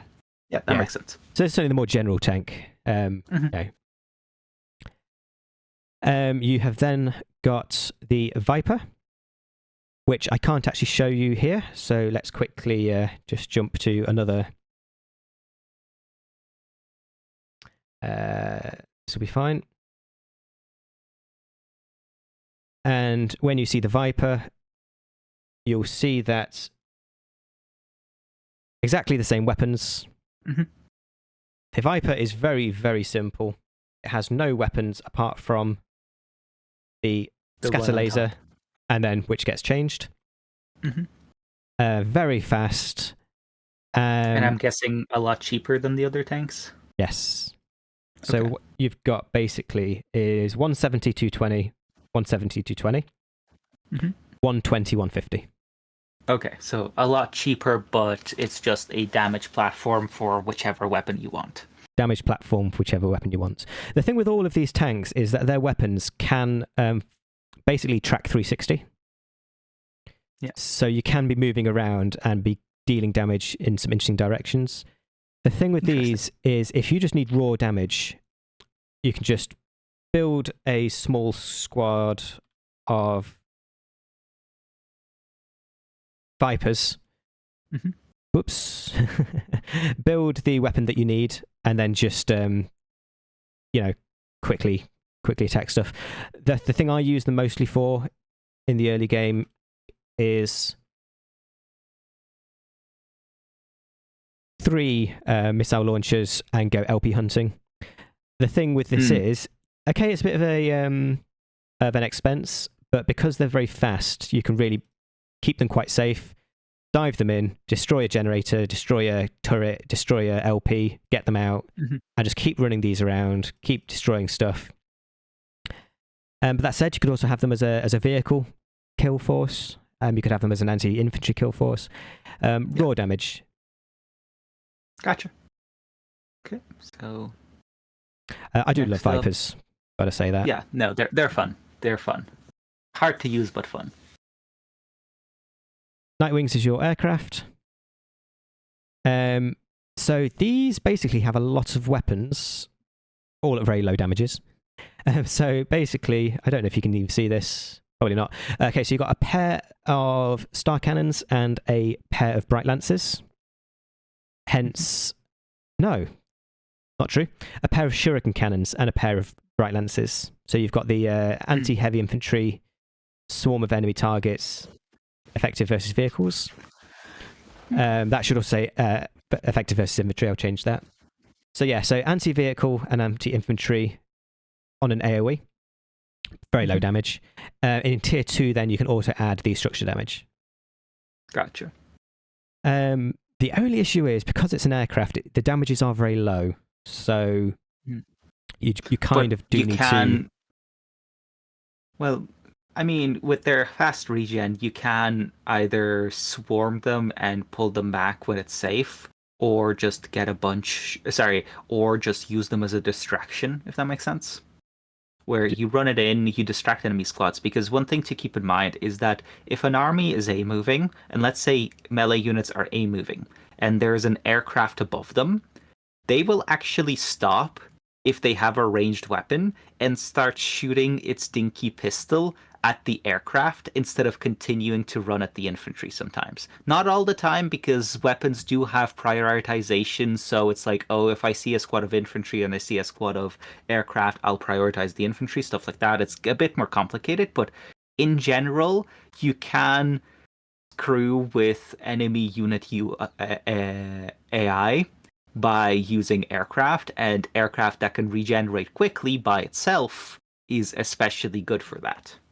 Yeah, the way I'd kind of explain it is that you might have a unit that has very little damage, but that doesn't mean it's not going to be annoying. So, say you've got a fight going on somewhere, especially against, in PvP, people get overwhelmed if they get attacked in a different place. Even if logically this unit might not even kill a generator for like 30 seconds. People will either get overwhelmed, annoyed. It's just adds stress, especially because it's a global jump on an aircraft. That does, especially in tier 2, have damage against everything. It's just not a lot. It's very useful, and it's fast as hell. So yeah. Not something I personally use a lot. If I did more PvP, I probably would use it just for the stress, because I know, as you probably do from the days when you were starting to really get into RTSs, that and you see this in StarCraft in particular, just getting annoyed, just getting little chips taken out of you just sends your stress levels through the roof. It skyrockets. Cool. And so obviously against the AI, it can really screw them over as well, but that's a whole different topic. Anyway, so next unit. So now we go to the Walkers. We've got the Wraithlord, which I adore now that it's got the new model. Yeah, that's amazing. Just your tanky melee walker, basically. Effective versus infantry vehicle structures. That is referring mostly to its sword. It does have a shuriken cannon. So even though, because the weapon is not a big part of its damage, it's not really explained on its tooltip, because you know what shuriken cannons do, you can look at it, go, oh, it's a shuriken cannon, okay, it's anti-infantry AoE. With a small AoE, quite a good AoE, actually. Shuriken cannons have quite a good AoE. Okay. It's medium. What you can do, though, if you do need bright lance and anti-vehicle, you can get the bright lance instead. So this can be your alternative source of anti-vehicle, where, especially if you're going for a ranged army, just having a few Wraithlords as a front line can be really nice. And then you have the versatility of, oh crap, enemy also got vehicles. Here, let me quickly give my Wraithlords Bright Lance and just send them in against the vehicles. And if they don't kill them before they get into melee, they'll just smack the vehicles in melee. Yeah, in terms of using them against vehicles, their main damage will still be their sword. Yes, but you don't on the walk over to you don't want to swap them to the range stance in order to just attack the enemy at range, but still having the extra damage on approach, or if the enemy tries to kite you, is good. Yeah. On the walk over, you might get 3 Bright Lance shots off. Yeah, it's all good. But yes, Wraithlords, basically, if you need tanky melee, go for these guys. Because you do have, obviously, other melee stuff, but these aren't really made to be tanky. These are made to deal damage. No, Obviously, Striker Scorpions are that's one of the tankier. main things with Eldar, where your stuff is in general not tanky. Wraithlord is one of the few exceptions where it is actually genuinely quite tanky. Yeah, because you've got these like 2,500. These are 4,400. They've got range damage reduction as well. Mm-hmm. Bear in mind this health is because of the research. It won't be this tanky. Without it. Yeah, super useful, and then we'll get more useful later. So next guess. Completely the opposite. This is long range fire support. God. I always find this model so funny. Sorry, there's an actual model for it in tabletop, and it's hilarious. Yeah, it's a very, very old model. I think it's vanilla. There is actually a different version of this in one of the sub-factions, which is a lot newer, a lot nicer. But at the end of the day, in lore, a War Walker is just a seat on some legs. Yes, which is exactly what it is, but it just looks hilarious. Anyway, go on, the actual unit. So the War Walker is it's a star cannon and a missile launcher. So anti-infantry, anti-vehicle, anti-structure, sorry. And then you can upgrade both to Bright Lances. And these are very good range. This is not artillery range, but it's very long range. Okay.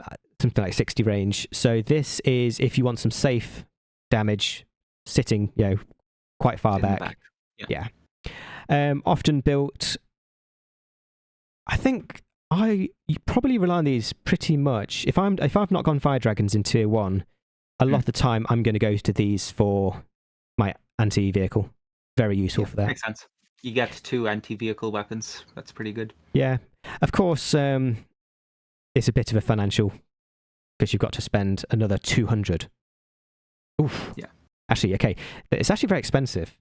It's 150, 250.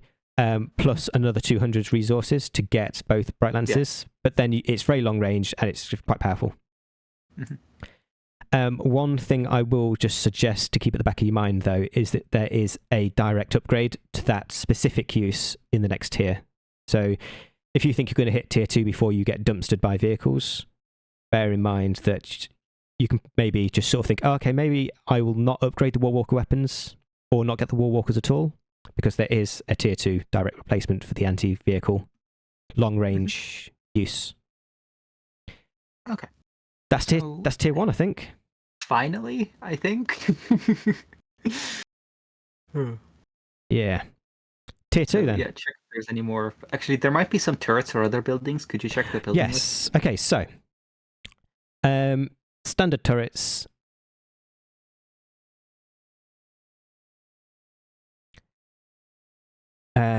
Okay, so would they have been available in Tier 0?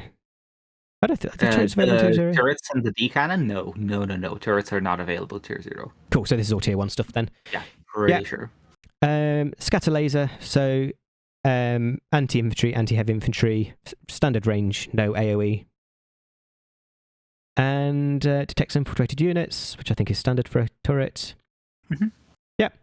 And then as standard, you have got the D cannon, which is the D cannon. Don't even need to explain it. It's exactly and the same the sort of D cannons. turret researchers. Standard turret researchers. Yeah. Yep. Yeah, and I think there's nothing special about the mines. It's just the standard mine system that Clink made a while back. Yep. Never personally made them. Ever. Really should. Yeah. But yeah, that's Tier 1. So going into Tier 2. Tier 2. So first of all, the improved Fleet of Foot, I see. Improved Fleet of Foot will not actually change the Fleet of Foot ability. This is just a flat base speed boost. A base speed... Wow. It's a base move speed buff. So all your infantry and heroes will be slightly faster. Okay. So, simple, still quite useful, especially for how cheap it is, because again, Eldar really rely on their speed. So, Seer Council is the unit that I see pop up new here. Yeah. So this is your basically your sort of hero squad. Mhm. It's just a squad of Warlocks. So when you get the Warlock research, they'll get their damage buffed because of the improved weapons. So this, I believe, is already the second tier of weapons. Yeah. Yep. And basically, for me, I'd use the Farseer bodyguard. So once you've, obviously, you can't. I would purchase... actually argue for a different use, where you either attach the Autarch to them, or don't attach anything to them and use them as the tank, because they are probably especially if you get some hero levels, they are probably the single tankiest squad of infantry the Eldar have until you get into Wraith units. I completely agree with that, actually. What I would say is that you can also use them as a bodyguard for the Farseer if you are struggling to keep the Farseer alive. Yeah. But no, I do agree, actually, that if you they are incredibly tanky. So yes, using them on the front lines with the Autarch is also viably good and probably more efficient. There are certain things the Farseer can do that you may want to be more aggressive with them, in which case, pop this on. You can still have a Farseer attached to them, but as we established before, you may not want the Farseer as part of your melee. And you probably want these guys as part of your melee. Yeah. But anyway, that's getting a bit too specific. So, yeah. Is there anything new in the aspect portal? There is something new to the Seer Council. They do have now an ability. So the Warlocks of the Seer Council, they needed something. They were so boring before. The Warlocks of the Seer Council bombard a target squad with a Withering Psychic Strike. Enemy squad has massively reduced damage. Oh, that's cool. Yeah. More damage reduction. Yeah. So if there's anything particularly chewing your units up, just pop this on them. Which again, you probably want this in the front lines. So yes, the more and more I think about it, the Autarch is sounding like a more and more efficient use of them. Mm-hmm. That said, if you're for some reason got the Autarch and the Farseer doing other stuff, of course you can just put a Warlock on them just to further. Because one thing to notice is the Farseer no longer has some of the abilities that it used to have. So if you attach the Warlock, you will get these, the Embolden and the Entanglement. You won't get with the Farseer. You won't get that quite like that with the Farseer anymore. So you'll get different stuff on them. So in terms of the actual squad being at its tankiest, it's actually the Warlock. Yeah.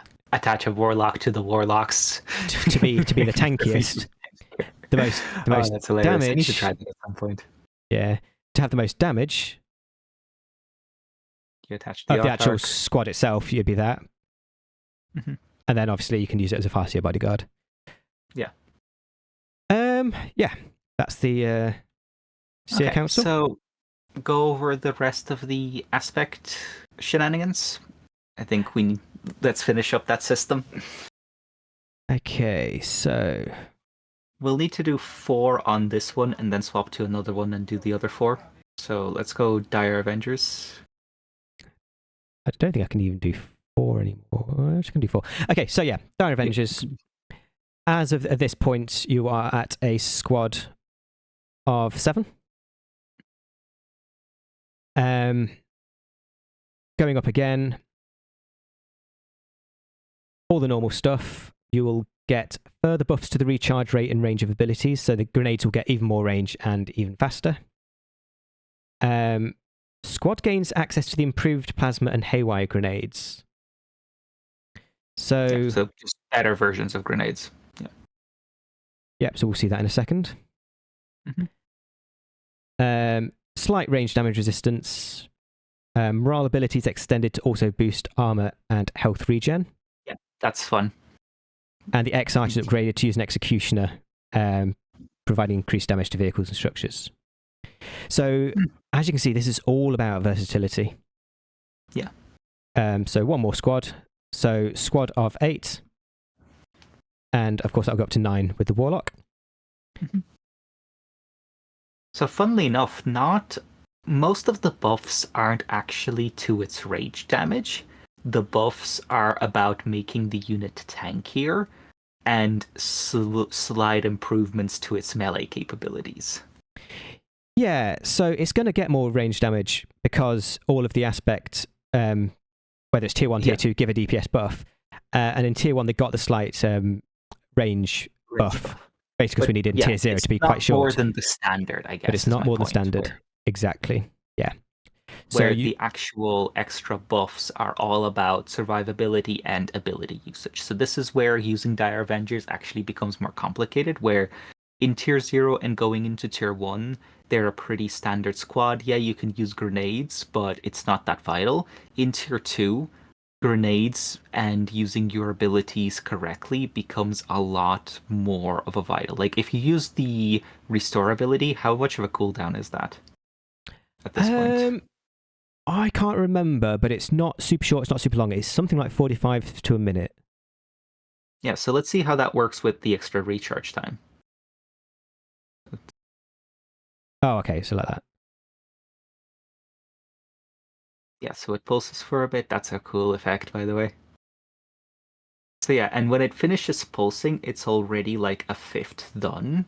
So you can use it like a fifth, maybe even a quarter of the time. Maybe even longer. Holy shit. Ooh, yeah, that might be too long. Yeah, so that's a quarter to a third of the time that they can have that ability up.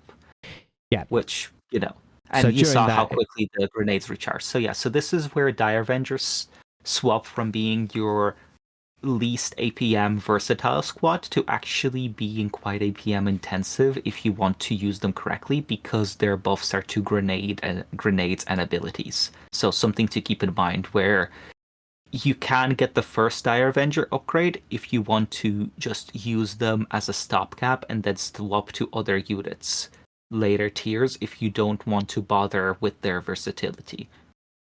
Yeah, because I suppose by tier 2, you'll know if you're getting jumped on a lot, and if you know you're not getting jumped on a lot, you can kind of stop maybe focusing into them. But that said, exactly. If you're going to use them in tier 2, one of the main things is basically it's a grenade boat.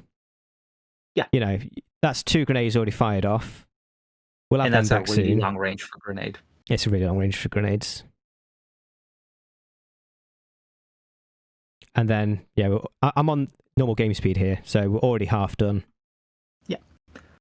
And by the time I finish this sentence, they'll be back. So, yeah. And obviously, another grenade. That's the use case of the unit in tier 2. Banshees.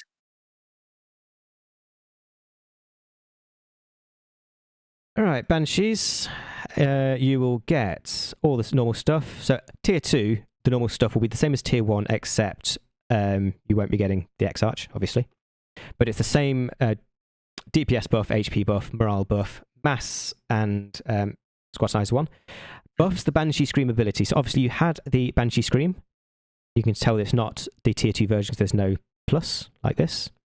Mm-hmm. So basically it will be buffed. I can't remember exactly if it's just more morale damage or if it's also more AoE. Mm-hmm. Squad gains increased movement speed, gains a slight ranged damage resistance, and Autarch upgrades their power sword to an executioner. So that is the same as the Dire Avenger Autarch. Yeah. It won't chew through vehicles, but it will deal vehicle damage. And keep in mind that the power swords on the Banshees already do okay vehicle damage, I'm pretty sure. I nerfed that. It was totally unreasonable. I looked at the pens. Okay. 2.6, they probably deal some, but no, they're... Okay, gotcha. It's not as great as it was before. Gotcha. Yeah. But they're the sort of base vehicle pens. They're fast. Holy crap. Because keep in mind, you also get the global speed buff, so now these are super quick. Yeah. Yeah, look at that speed without fleet of foot. If this is the enemy squad as well, this LP, as soon as you get to about where this first one is, that's when they're going to leap in as well. Leap in, yeah. Yeah. Extreme range, big morale nuke. Yeah. So makes them better at their job of disruption. Yeah. And just terror tactics, like jump on the enemy, kill them, get the hell out. When we talk about disruption as well, a large part of that is when they leap in. We didn't talk about this, but it's the same in tier 1. They do have a knockback, so they're going to knock down, potentially 5, 6, 7 models, and when they're knocked down, they're not shooting or slashing. Yeah. Okay. So use doesn't change too much. They just get better at it. Right. Swooping Hawks. So tier 2 for the Swooping Hawks is actually going to do a lot. Do you mind actually? What I'm just going to do. We have the anti-grav grenades as the 4th grenade. I just want to get this. Yeah, go for it. So yeah, the anti-grav grenade, just you throw it and it just makes all the enemies just jump in the air. So incredible disruption. Just because I can't quite remember. Right, so most of the aspects gain the full set of grenades. Mm-hmm. Swooping Hawks are a little bit different. They start off just with the Haywire bombs. So notice of that, standard Haywire bombs. Swooping Hawks, they get further movement speed, same as Banshees. So they're going to be faster than Banshees, obviously. They're going to be incredibly fast. Squad gains access to the Swooping Hawk grenade pack and improved Haywire grenades. And then gains increased vehicle penetration. So at the moment, they're kind of they've got like a basic vehicle damage, but it's not overwhelming. It'll get a lot more viable in tier 2. Yeah. Especially versus heavier vehicles. Yeah. So what we've got here then is we've got the improved Haywire bombs. That is so fast. I mean, they're basically an aircraft. I mean, in lore, they're not hovering on the ground. They fly. Yeah. They are the least tanky of these aspects. I mean, the squad might actually have more health than the Shining Spears, but same thing. So these are very, very glass cannon. What they have then is they've got the improved Haywire bombs and then the Swooping Hawk grenade pack. The Swooping Hawk grenade pack is, you'd use it the same as a plasma grenade, a normal anti-infantry grenade, but it is 3 of them. Oh, okay, so it's the Orcs grenade, where they just throw like 5 grenades in an area. I think I nicked it from the lieutenant from IG, but But the thing is, this is directly in their lore. I mean, the whole point of Swooping Hawks is they have their Swooping Hawk grenade pack, they drop a shitload of grenades on you, and then they blast you. So okay, so same use case, just still a little bit better at it, and a little bit more skill expression in microing your grenades. But yeah, mostly still same use case. Not really much changes there. Same use case. I think in tier 1 they maybe just it's always a bit risky to use these as a anti-vehicle counter because they're quite squishy. Mm-hmm. So it really does just make them a bit easier to use for sniping vehicles. Yeah. But yeah, it's just a fast anti-vehicle and anti-infantry harassment unit. Mm-hmm. So they'll gain vehicle damage in the weapons, and they'll gain the infantry damage with the grenades. Mm-hmm. Yeah. Okay. So next up, Dark Reapers. Right, I do still have a upgrade left. Mm-hmm. And it's suddenly back to normal speeds. Okay, so at this point in time, they are a specific anti-infantry unit. Yeah. Getting the tier 2, the squad will gain further increased weapons range. X-Archer's weapon is replaced with a shuriken cannon. So the main thing there is AoE damage. And then the squad gains the Starshot missile ability. That's the big new thing for people who aren't too up to date. So this is basically a damage. It's a weapon switcher. Right. Let's get something quite tanky. So let's get. Okay. So usually they're using the anti. So basically, in lore, the Dark Reapers have different ammunition they can put in their launchers. So I can't actually remember what the standard ammunition is called, but the anti-vehicle one is Starshot missiles. So basically, when we have something to shoot... Right, so...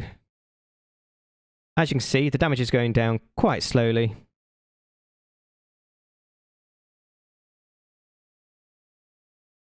Cool. Now it's a lot quicker. And then, so basically what you get is two salvos. Right. Yeah, so damage there did look quite low, but that's without any of the damage researches. Here, or Warlocks or stuff like that, so that's something to keep in mind, where there's, similar to IG, there's a lot of auras stacking upon auras upon stacking upon auras in Eldar, so... Yeah. The flip side being that if you don't get your researchers. If you're not using Warlocks, you can quite quickly just have terrible infantry. The idea is that it's a temporary damage switch. If you've got, say, 2 or 3 squads of Reapers, they're fully upgraded in tier 2, which will mean 2 tiers of DPS research buffs as well, and maybe 2 more Warlocks. The idea is that, say, 2, maybe 3 squads of Dark Reapers can either one-shot a shitty Rhino or do really good damage against something like a Vindicator. That's kind of where it is in my head. It may even one-shot something like a Vindicator, although I don't think it will. I mean, you also have Haywire Grenades on them, so if you need to do a little bit more damage, you just throw the Haywire Grenade afterwards or beforehand. So, what I've done though, it's active in this patch, is I've really increased the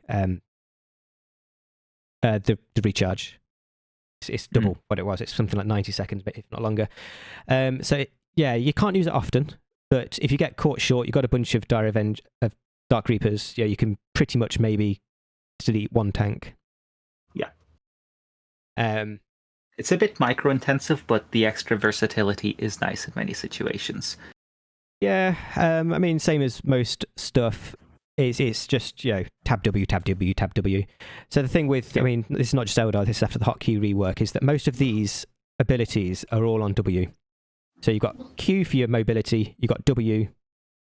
Yeah, if we look at Banshees, if we look at everything is on W. So it's quite simple to always know where your fingers need to be. Abilities, yeah. Yeah. Anyway, moving on to the other aspect warriors. Okay. Striking Scorpions. Okay, so you've got some interesting stuff here. So the X-Arch replaces their weapons with a pair of biting blades. This is probably the most powerful out of the 3 X-Archers that gain weapons. So you've got the Dire Avenger, you've got the Howling Banshee, and you've got the Striking Scorpion. They all change their melee weapon at tier 2. Because this is double-handed, where it's 1 in each hand, it loses all of its ranged damage, which not that that was important in the first place, but you know what I mean. Yeah. So this really can chew through some stuff. The reason I gave this one that is because you've got a lot more versatility in the Banshees with their morale nuking and the Dire Avengers just in general. So the Striking Scorpions, their X-Arch in particular, is a real DPS powerhouse at tier 2. The squad then also gains knockback on their attacks, and then a slight range damage resistance. So I guess actually nothing too interesting, but the knockback actually makes quite a big difference because that's going to really nerf the DPS of the enemy squad. Not a lot of micro, but still improves the unit significantly in its role, which is get in there and fight things, especially other melee units, because versus other melee units, the knockback is a big deal. Yeah. Like versus ranged units, not so much, because the unit that you're fighting is not going to deal damage back to you. It's going to be other squads that deal damage back to you. But for fighting melee squads, it's the squad that you're fighting that will deal damage to you. And so reducing or even completely removing their damage is a big deal. So they are the brawler.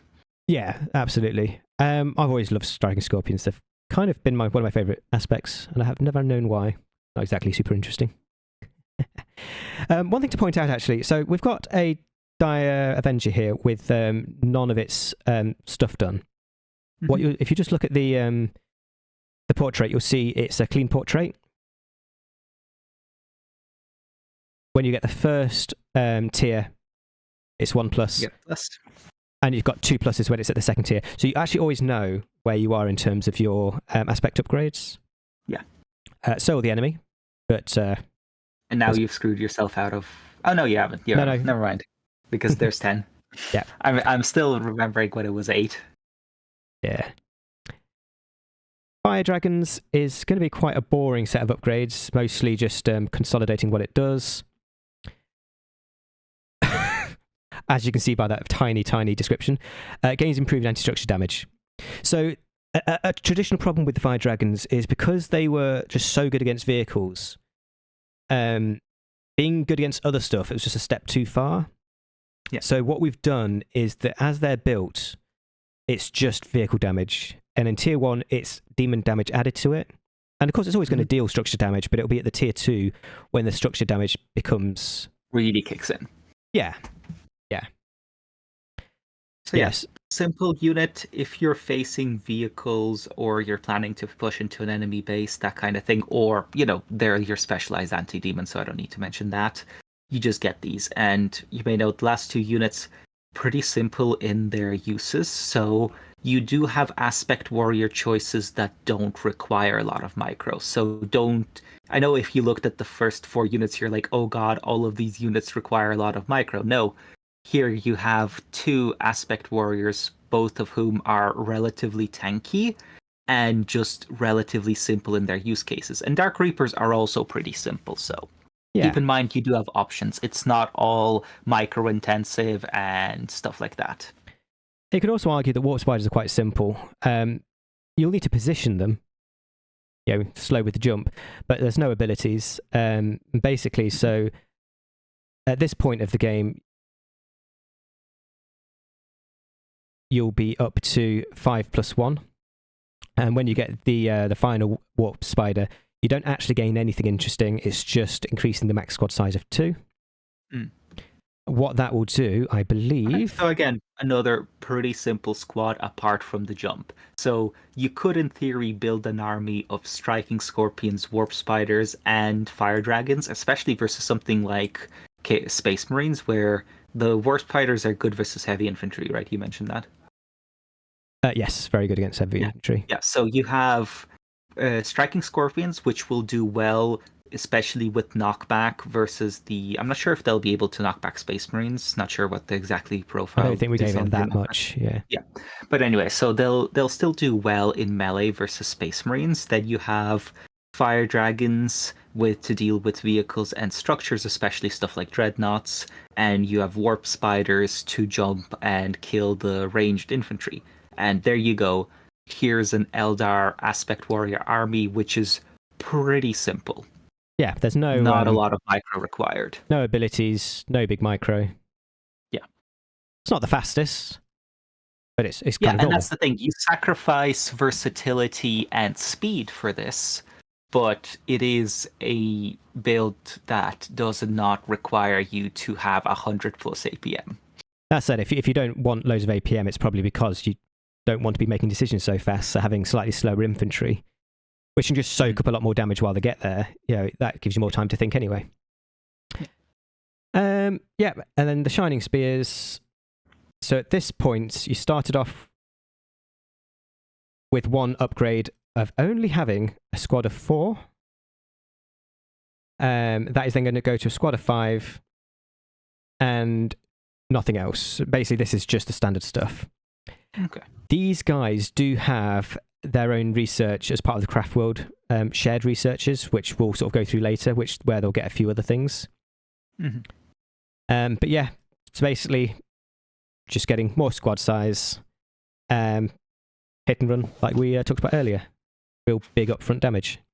Yeah, and we'll talk about dominoing decisions into other decisions, where if you're paralyzed by choice of which aspect warriors to go for, once you make a different decision, it can actually domino into helping you decide what to do for these guys. So we'll talk about that when we get to the Craftworld system, where it may seem complex, and it is complex, but there are some things you can do to help you make the decisions as well. So, yeah, I think that's it for the Aspect Warriors. So one thing I will quickly just point out. There's the 3 Aspect Warriors that can't get the Warlocks. They've had a bit of a DPS buff in their final weapon. So when they're tier 2, so those 3 squads will be slightly more tuned towards damage. Yes, they'll be lower tankiness but higher damage. Yeah. So, shall we go over the new researches in the Soul Shrine? Yeah, not a whole lot to talk about here. Oh, go for it. So standard infantry researches, again, you just get these. There's no Yeah, you can read over them and exactly what they do, but you just get them. It's non-negotiable. There's certain researches that for everyone is non-negotiable. It's your requisition and your power research and your infantry damage and armor. You have to go for them. Yeah. Next tier of the runes of battle, so the Warlock one, you'll get the new weapons. So again, most of them will either be a visual change of a weapon or just better stats. That's mostly it. Yeah, so it's mostly just a damage increase for all the Warlocks, except for the big thing, which is the conceal ability. Mm-hmm. Do the Harlequin bards gain the conceal ability? No. Okay.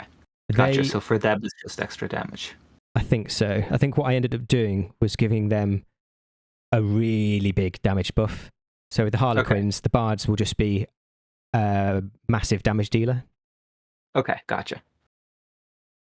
Yeah, that makes sense. So I think bards basically have a damage increasing aura from the start. Yes, they do. Yeah, that's how we end up doing it. Warlocks start off giving no defenses.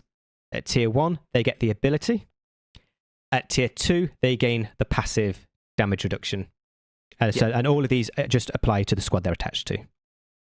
So one thing I will just say is that this is, again, if you're using Warlocks, if you're using aspects with Warlocks attached, this is, if you don't get this, you are 30% squishier, basically, from where I've intended you to be.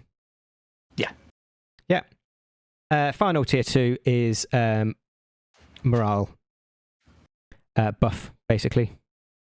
Oh, nice. Just extra morale for infantry. So that's another, not necessarily mandatory, but especially versus certain factions, nice to have research. Yeah, it's a case of see how it is, because the thing with Eldar, the aspects, they are getting morale at both of the aspect researchers. So yeah, so we're already at 1,000 morale. I can't remember if the X-Archers give you any more morale. I think 200 maybe. I think it might be. So, I mean, again, this is kind of coming off lore, is that, and I don't mind making it this way, I don't think it's too overpowered because of how squishy they are comparatively. 200. Aspect warriors are fearless. You know, they can't feel fear because of their war mask. So we're at 1,200 morale. You may find that that's more than enough. Actually, no, sorry, it would have been 1,000 morale, then 1,200 after. Without this 1,200 with it. You may not feel you need it, but if you do feel that you need it, you've got more morale available. But no, Eldar are these days a high morale army. Yeah, with their aspects. Obviously, the I think this is more noticeable on stuff like Guardians if you're still using those guys or other stuff. There are times when you will be using Guardians for various stuff, which we'll talk about later. Mm-hmm. And that's when that research will really get into play. So yeah, not mandatory, but definitely good to have if you find yourself running out of morale before running out of health. Yeah. Okay. So next off, is there anything new? Yeah, there's new stuff on the Webway Gate. So first of all, Improved Shroud. Improved Shroud. So this is your second one in Tier 2. This extends it to stealth your units. Yeah. Oh, and another one in the same tier. Okay, so this is Tier 2 as well. Right, so this... That is expensive, though. Yeah, this is niche. This is kind of... I see this more as a PvP thing. Well, it works in PvE. This will extend it to your allies as well. Ah, okay. So if you are loaded... Yeah. I mean, this could possibly at some point go to Tier 3. I don't know. I don't care, really. I don't think it matters. I mean, it's fine. It costs more than going Tier 3. It costs about as much as going Tier 3. Who's spending 1,800 resources in Tier 2 to stealth your ally? Exactly. No one. The only thing we'll say is don't accidentally click on it thinking it's your Tier 2. Very interesting. I mean, if you have 1,000 floating in Tier 2 in order to click on it in the first place, then, Yeah, you're obviously floating too much. Yeah. Anyway. It's a very unique thing, actually, being able to stealth your allies. But you can do it. Yeah.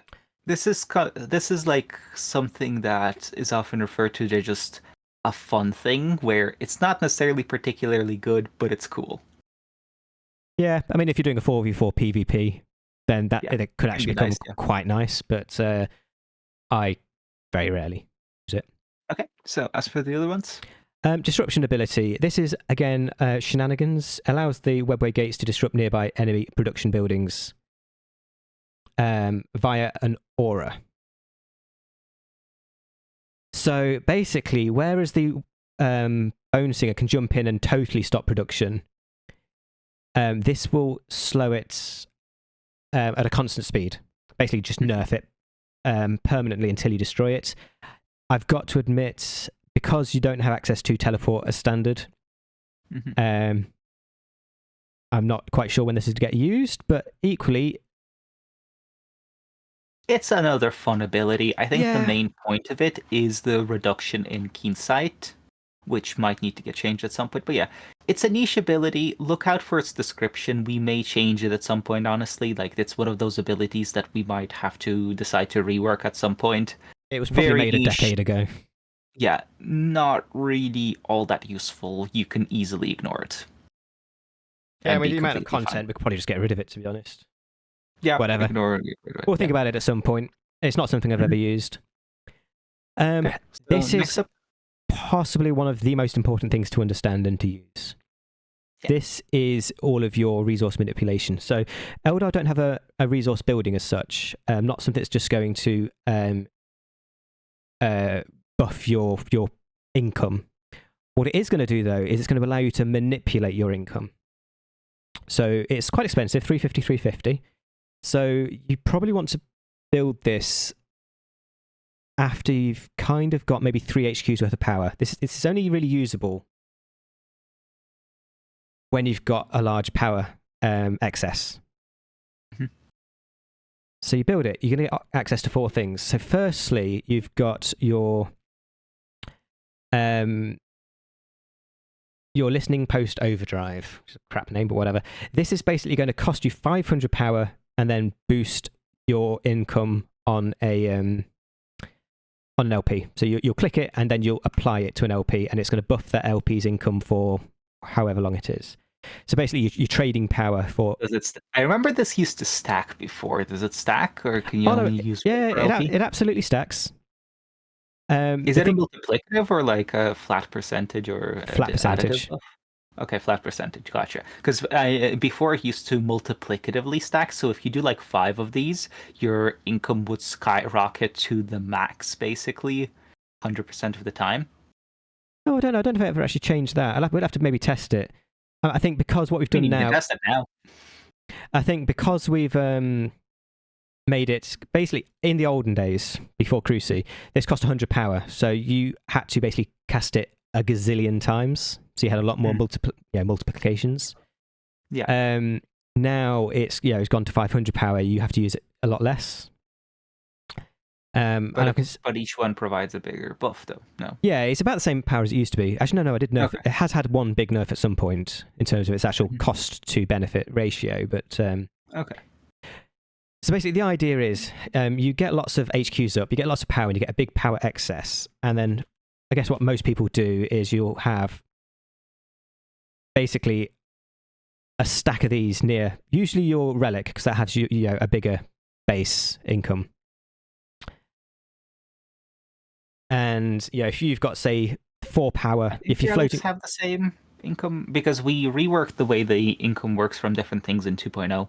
Oh, in that case, I'm still doing that just on. I'm just doing that on principle then. Yeah.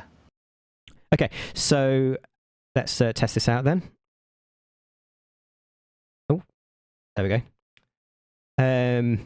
It's V is the shortcut. You have to learn that, otherwise it'll take you forever to do. So 57. Wait, what?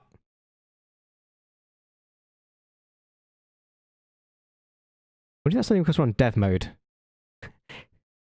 So it's increasing it by more because dev mode, but it is a flat increase where, as you can see, it's just adding 150 to it. it's not going multiplicatively. So yeah, it's fine. It's fixed, Before yeah. it used to multiplicatively stack, where each one would multiply on top of the previous one, and that would, like, even doing 5 or 6 of these would boost you up to the max. But right now it's not, so this is fine. Yeah. Yeah. Anyway, a bit of a yeah. tangent, but yeah, that's Yeah. fine. You do not get that income, don't worry. So Yes, so keep in mind, because we're in dev mode, we have higher resource rates, so that also applies to this. Hence why it's seeming like it's adding so much. It will not do this much in a regular game. from memory, it's about 35 increase in a normal game. But of course, that's temporary, and it's cost you 500 power to do. Yeah. Now, the rest is where it's more about manipulation. I suppose that's still manipulation there. But let's just build a standard set of 6. And we might just want to wait a second. Okay, yeah, so we're going to wait a second for our power to go back down to normal. Okay, so the rest of the abilities then. I've quickly just taken 3 LPs. They're all maxed out.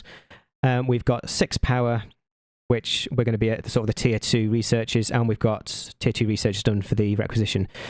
So what you've got then is 3 modifiers, and these can actually be applied as many times as you want. Not that that'd be a good thing, but let me explain. So we've got 350 income on requisition, we've got 239 on power. So requisition resource allocation reduces 20% of power for a 10% requisition income increase. So if I click on that, we'll see that we've quite significantly decreased our power and then increased our requisition by a bit. So you're making a net loss because you've got plus 10%, minus 20%. Keep in mind, these values are a little bit screwy because of dev mode, but in a vanilla game, it will work fine as intended. So let's just say that you had an obscene amount of power. You could actually do this 3 times and basically have 60% less power income and 30% more requisition income. Mm-hmm. So of course your income is actually being quite heavily nerfed when you total it, but you can quite aggressively retune your income. You then do have the opposite, so 20% requisition decrease, 10% power increase. And again, you can keep on doing that. So the thing there is, you may note that yes, power is technically more viable than requisition. So whilst it might seem weird to have the same conversion back and forth, one thing you need to keep in mind is that you can easily dump your requisition into more HQs and more generators. So if you are at an excess of requisition, you are better off probably getting more HQs than doing this. Yes, this is basically you bleeding resources. Yeah. As long as one of these are active, you are just decreasing your overall income.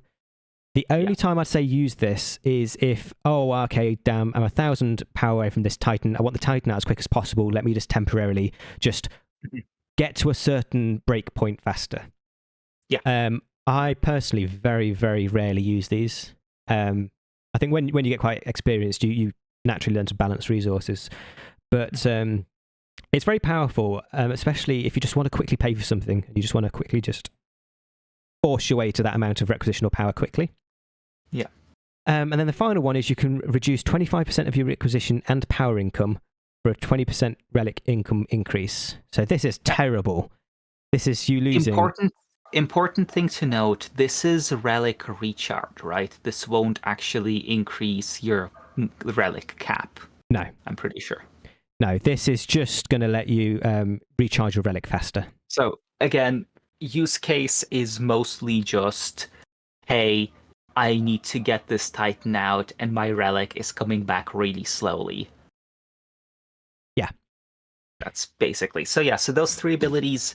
Very niche use cases. I would not recommend using them a lot, but the other one, that is your main source of converting power back into requisition. Because the way that the Crucible economy works is that you bootstrap your power by using requisition to build HQs and get more power that way. And then you use said power to usually build an economy building to then bootstrap your requisition. but Eldar don't have an economy building. Well, we'll get to that when we get to tier 5, but they don't have a good economy building. So what you do instead to bootstrap your requisition is spend power on your Webway gates to increase the income of your listening posts and get requisition that way. Yeah, and then that allows you to buy more HQs, that allows you to get more power, that allows you to put more power into boosting. It's, so you really do need to be, if you want to play half competently, you want to you get your second HQ in tier 1, really, maybe tier 2, at least have 3 HQs in tier 3. And I regularly have, if it's a big game, I can easily have sort of 7 HQs by the end of the game.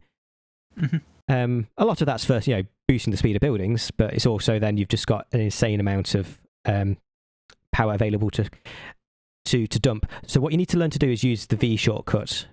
Tap 1 V, click. Tap 1 V, click. If you do it this way, you can see how slow that is, as opposed to just dumping like that. Yeah. Another cool thing that you can do there, if you click the button R near your minimap, the one below, bottom right of the minimap, the button R that's kind of partially covered. Oh, hello. Yeah.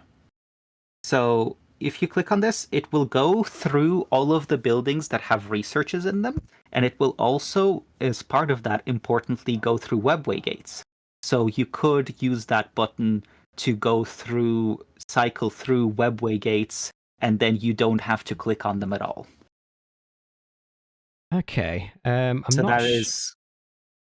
the only issue is then it have to be R. It's just awkward shortcuts. Yeah. Worth knowing. I never knew that. I'm going to see if I can work out a way of making that work well. Yeah.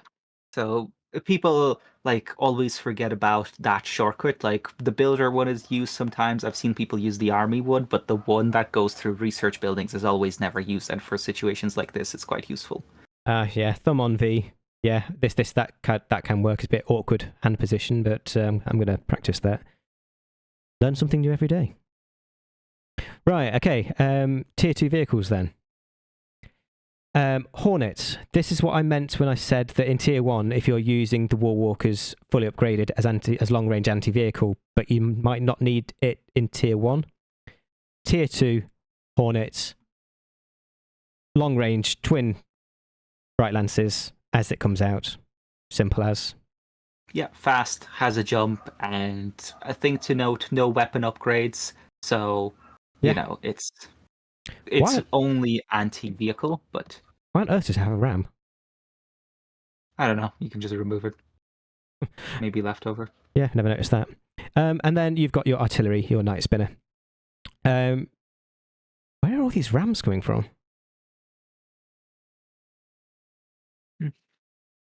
Whatever. I'm going to get rid of these. I don't see Eldar as being a race that uses rams. So this is quite simple. Nightspinner, you have the Shuriken Cannon upgrade. That is going to apply on the twin Shuriken rifles. That's quite short range. I don't quite know how much that'd get used, but as it's built, it's anti-infantry, anti-heavy infantry, and anti-swarm, obviously. It can then get upgraded in Tier 2. So shall I talk about that now? Sorry, Tier 3? Yeah, let's talk about the weapons now. Yeah, Tier 3, it will be changed to anti-vehicle, anti-demon, with more of a knockback, but you're going to lose some of the anti-infantry damage. So you've got to decide what you want. You can have just raw infantry damage, or you can have anti-vehicle, anti-demon damage, and lots of disruption. But your actual core infantry damage is going to decrease. So you've got the choice. It's not a straight upgrade. You've got to sort of decide what you want. Yeah. Yep. I think that's it for the vehicles. Yep. It's got the shrines. Yeah. No extra turrets or anything. So the shrines... I think it's just the shrines left. You only need one shrine to tier up. Obviously, you can get both. They're not terribly expensive. 150, 150, I think. Yeah. So yeah, build one of these, and then you can then tier up. These are a lot simpler than they used to be. A lot of the researchers have been moved. A lot of stuff has been moved to Craftworlds. So basically, the Shrine of the Wailing Doom is the Shrine of the Laughing God, Shrine of Cain. So you can build the Avatar of Cain, and you can get the research for it. And the Shrine of the Laughing God is the Shrine of Segarach, and that has the Avatar of the Laughing God, its research, and then some of the Harlequin stuff. So you've got the Harlequin leader and the Harlequin mask. Oh, I thought the Shadowseer was a replacement in the HQ. Okay, that was moved. Cool. Yes, that's been moved kind of for... okay, we'll get to that when we go to the Craftworlds, yeah. Yeah, I just moved it there because it's a very powerful unit. I wanted you to have this building to get it. Yes, okay. So the Harlequin squad, since I'm pretty sure that's available for everyone. It is. That's in tier 2. This is the only Harlequin unit that's generally available. It's the same unit that's been available for a long time. This is heavy infantry and anti-heavy infantry, and a lot of disruption. So these leap like Howling Banshees. I believe they have more knockback, as in can do it to a higher amount. Yeah, just very annoying to play against. You're going to constantly knock your stuff over, your infantry. And then you've got the fusion pistols for demons and vehicles, which is ranged, obviously. But then you've got the Harlequin's Kiss, which is your anti-commander, basically, melee weapon. You get some of these, and you're going to really have a good time against... Yeah, speaking of anti-commanders, something to note is that we haven't mentioned a lot of units that are anti-commander, and that's because most of the specific anti-commander options are on your heroes, like the Farseer and the Mind of War ability or whatever it is. The Farseer's Mind of War is the best anti-commander in the game. Yeah. It's a different... So keep that in mind where... I'm going to say this. I know we don't talk about heroes much. So Mind War in lore is an Eldar ability. It's a Farseer spell, but it's been given to lots of commanders in this game. And the way it works on every other commander is that it's just a flat ability, does commander damage, gets no stronger. The Farseer's Mind War has been scaled, and you'll see this on the icon ability. You'll see it get more and more tier. Yeah, it'll start tier 1, tier 2, tier 3, tier 4, tier 5 as you go up in commander levels. The damage does scale as you go up commander levels. Yeah. It's incredibly powerful. Yeah, just wanted to mention that that's where your anti-commander is if you're wondering what the hell do I do versus enemy commanders. That. Yeah. Farseer, Mind War, it's not a high tier to start get it at its first strength. But if you need more anti-commander, the Harlequins with Harlequin Kisses are great. And they're generally great with the Harlequin's Kiss against all the other infantry as well. Very maneuverable. Special abilities on the Sergeant? Or what does the Sergeant do? I think there might be, but I don't know if I removed it. What you do have is the Dance of Death, which I'll go through in a second. Death, which is really good disruption. So fun. Oh, it does have the Harlequin. Is it the Liquefy? Yes, the Liquefy, yeah. Yeah, so if you get the leader, this, I believe, is just... so it kills a unit, a model in a unit immediately, and then causes AoE damage around it. Yeah. Really powerful. Yeah. Because I believe it's pretty much just an insta-kill on one model, so that's incredibly good against, say, like a Terminator squad, because it's going to insta-kill one model. Yeah. Less good versus, squishier squads. Then the Dance of Death, you need to be near an enemy unit to use it, but when you do, they'll just start jumping between units, between models, just doing an insane amount of disruption, knocking people down. Yeah. It's great to see. Okay, so I think that's about it. Anything else in tier 2? I think we're done. Yeah, so moving on to tier 3. So Aspect Warrior, I don't think there's anything else in there. Not on the aspects, but you've got the first of the Wraithguard. Oh, the extra units. Yes. So yeah, let's start talking about the Wraithguard then. So before we talk about the Wraithguard, I just want to mention that because of the aspect system, these are going to get more at tier 3. of the infantry researches, and then they're going to get some aspect-specific ones at tier 4 as well. So compared to how old Eldar played, these are going to stay as a much bigger alternative to Wraithguard. It used to be you get to tier 3 and Wraithguard are the only thing that's viable. Yeah, but that's not going to be the case, yeah. Yeah, so 5 cap, very expensive. 500 and 170. Oh, actually, the full price on the Wraithblades. Yeah. Basically, let's get them outside of the stealth. Very slow, as you can see. Yes, these are not going to be your... There we go. Cool, so you've got the Wraithguard, which are your ranged, and Wraithblades, which are your melee.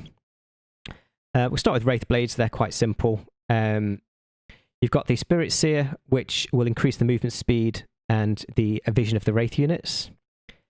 And you get the stuff that we've talked about from the... different abilities, yeah. From the Soul Shrine. So if you've not used aspects much, but then you're going to Wraithguard, you still need to get the Warlock upgrades. Mm-hmm.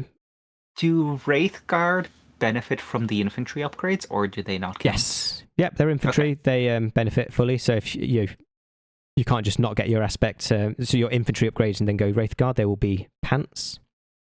Yeah.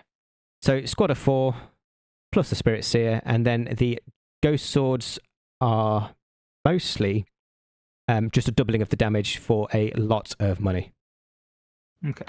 So it takes a while to get them. They're expensive, but it's just more damage. Do they gain any extra pens? So this is infantry, heavy infantry, demons, vehicles. Are their standard weapons also good versus all of those? I'm going to have to check that. Same pen table. Okay. But I think so, so same pens. This is just doubling of the damage. Okay. Actually, I might need to fix this. So Wraithblades are not actually that good against demons. They deal some demon damage, but they're not actually fantastic. Okay, so that's an issue. That needs demons getting rid of. Extra damage and demon pen. That's fine. I don't think baseline they should be good. There's no extra demon pen. That demon shouldn't be there. Oh, okay, gotcha. So it's just infantry, heavy infantry vehicles. Okay, yeah. Unless we add it, but I think there's quite a few demon options.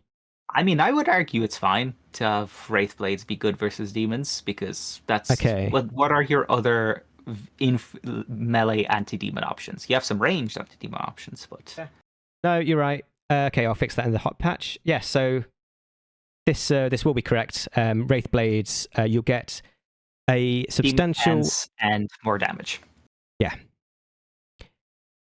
So as the squad comes out is good, but it's going to be heavily nerfed in terms of its damage. So the thing is, Wraithblades, they take a long time to get the Spirit Seer. They take a long time to get the models out, to get the full squad. And then it's going to take a long time to get all 4 Ghost Swords as well. So for this squad to actually hit its full power, it takes a very, very long time. Mm-hmm. Which is the same, to be honest, as the Wraithguard, although they start off with a good weapon. Wraithguard, same squad size, same Spirit Seer. Now these start off with Bright Lances, so if you are needing anti-vehicle damage, they start off amazing. Single target vehicle damage, they're going to muller anything. You've then got basically the same weapon options as the more expensive Grav platforms. So Vibro Cannons, Shadow Weavers, D-Cannon. Exactly the same. I don't think we need to explain them. They should behave in the same way as the platforms. Yeah. And I do want to... Yeah, let's talk specifically about the Tier 4 one. So once you get to Tier 4, you can get a single Wraith Cannon. So it's only one that you can get. You can get basically everyone upgraded with the rest. The Wraith Cannon is probably the best weapon... infantry weapon. Ignoring Titans, it's one of the best weapons that Eldar have. Get this, there's no downsides to it. I mean, it's pretty expensive, takes a while, but it's just...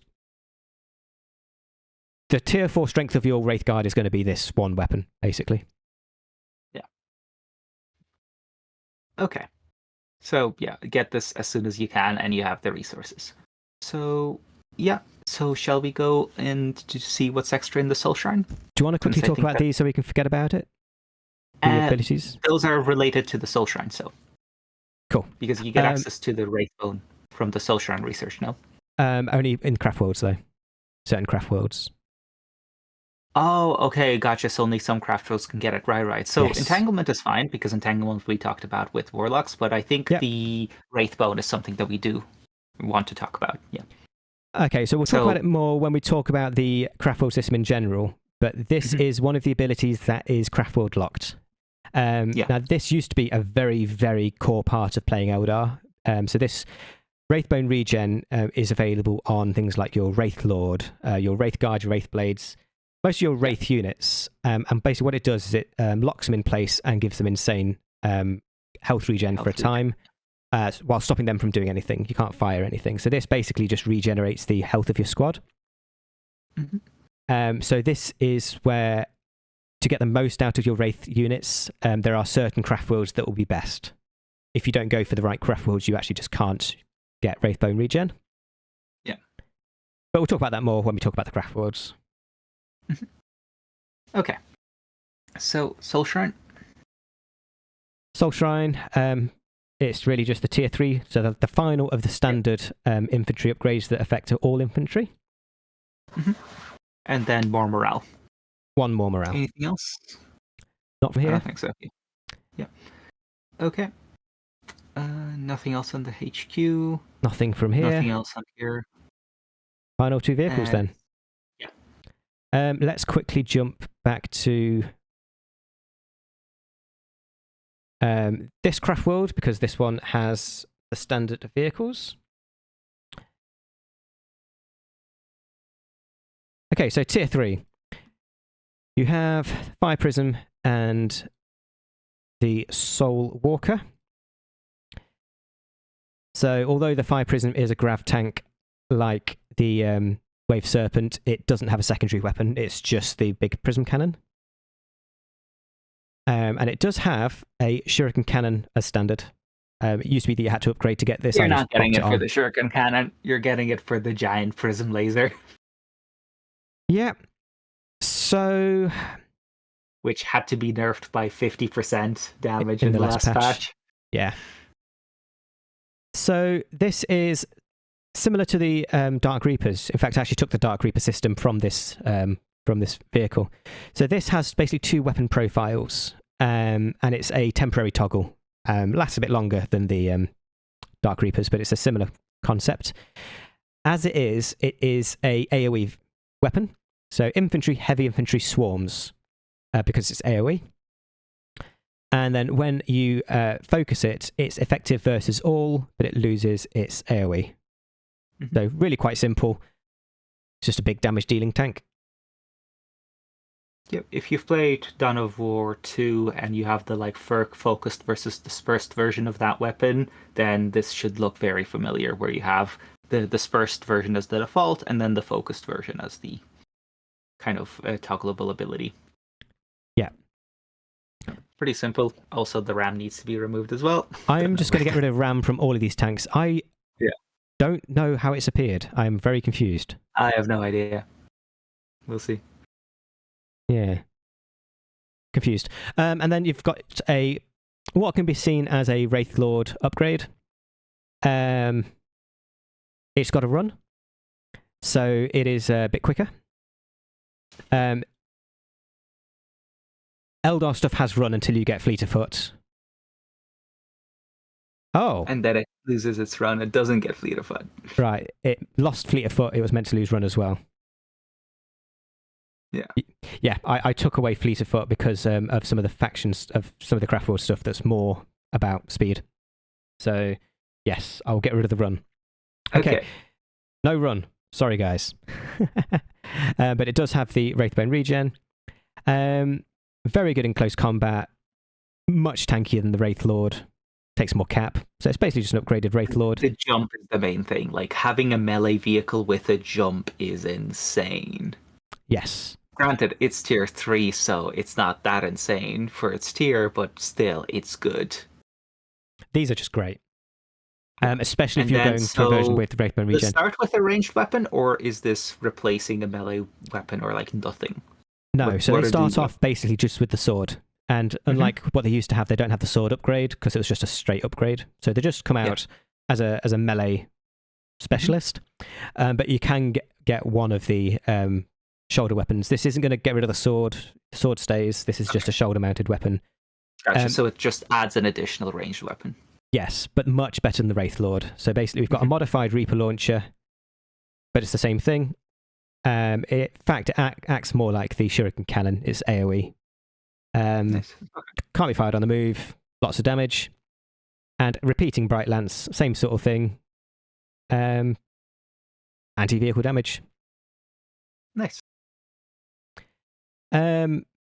These so both of these require... So both of these, from what I'm reading, change its role as a melee walker to like a medium to long range walker that needs to stand still, because both of these have a setup time.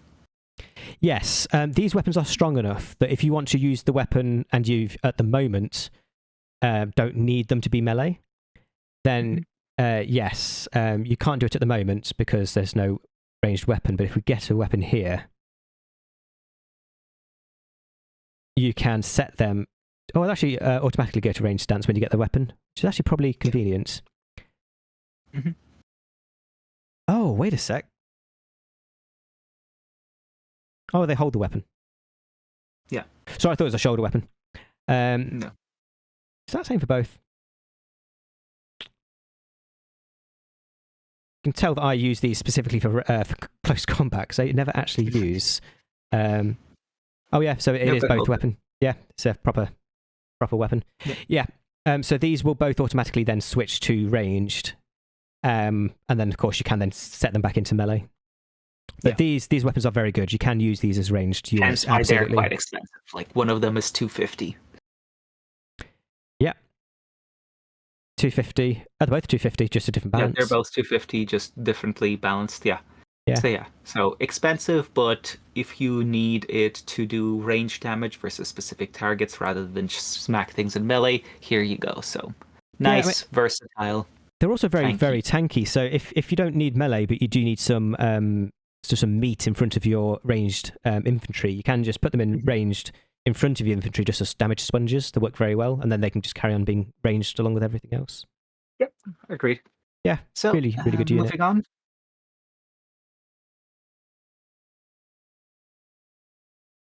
Okay, so we've got, before we talk about...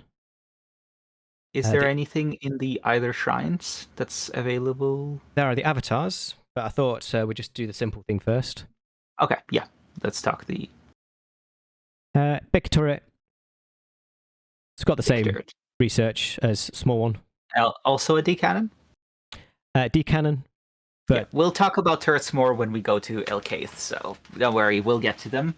But right now, D-cannon, standard D-cannon profile, just stronger and longer range. Very, very strong this is. Yeah. Yes. Okay, so the avatars. This gets quite complicated, but it's all in the descriptions. The way both avatars work is that you can get them in tier 3, and then you'll be able to extend their abilities in tier 4 via the research. So you've got the avatar. I don't think we need to go into details on them. This video has gone on for long enough and people can just read the descriptions, just kind of the basics of what each avatar is for and their use case. Like, why would you go for one over the other? Yeah, so we'll do both bits now then. So the avatar, you're going to get more cap, which is useful. You're going to buff the morale in an aura, and that's the kind of the big stuff. It also disables morale damage, so it's a lot about morale damage. And then when you get the research, you also get some extra buffs about... Just look through them, but basically a lot of the avatar stuff is giving your army morale stuff and cap, so morale and cap. And then when you look at the Laughing Guard, a lot of this is move speed auras and range damage reduction auras. Yeah, I think that's the too long didn't listen stuff. Avatar's also very slow, so if you need mobility, get the Laughing Guard, or the shrine, the avatar of the Laughing Guard. And it's going to buff your... And the Shadowseer won't be explained either, because their thing is their abilities and shenanigans, and that's also way too complicated for this. So you'll just have to read their descriptions and all of that. One thing I will say is that look at the Gracious Alacrity spell that boosts research and build speed of a unit and building.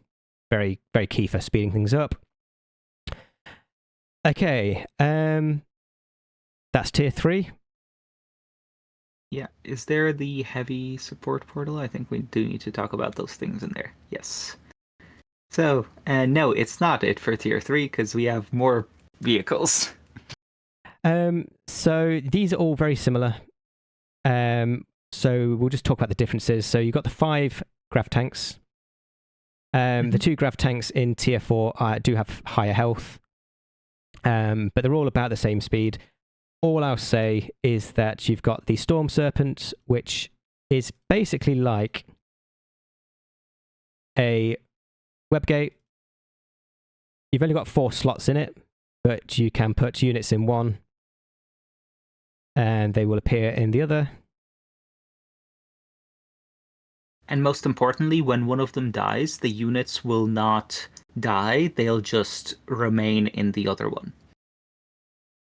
So, as you can see, they're there, they didn't get kicked out. So, this is your mobile gateway to harass the enemy, like jump into the enemy base, but it is quite slow to compensate, to give it some counterplay. Yeah, it's quite slow compared to the others. It only has secondary weapons. It's the same stack as you saw on the Grav tanks.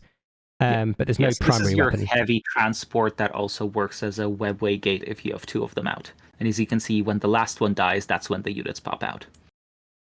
The Lynx is the fastest. Fastest and lightly, the lowest health. This has basically infantry and structure damage. Good knockback. So this Very is high damage. Also had to be there significantly. It does damage in a good AoE, but yeah. Yeah. Especially powerful versus infantry. Yeah, so infantry and structures, and then the next one, the Scorpion, is your vehicles and demons, Titans. Void Spinner is basically a Nightspinner, but chunkier. So this is your artillery. That's it for tier 3. I think so, yeah. Okay, so tier 4, you're going to get access to the researchers for your avatars. I'll go over them. It's too complicated. Ancient Wraithguard. Yeah, Ancient Wraithguard.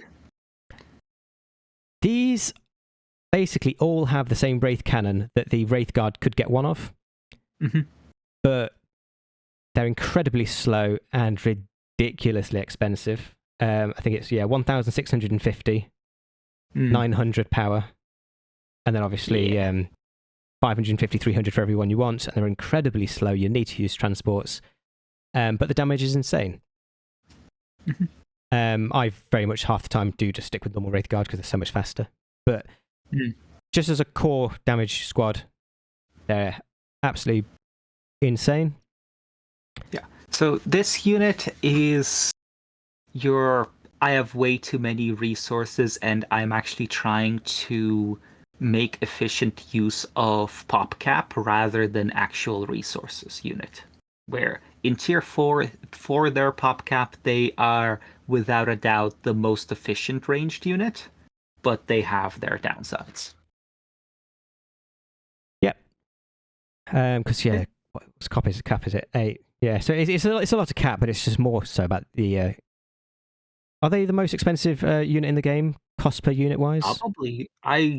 Even the Centurions don't cost 1,000 per squad, but granted, they don't start with 3 members; they only start with 2. I think per model, they are the most expensive infantry in the game.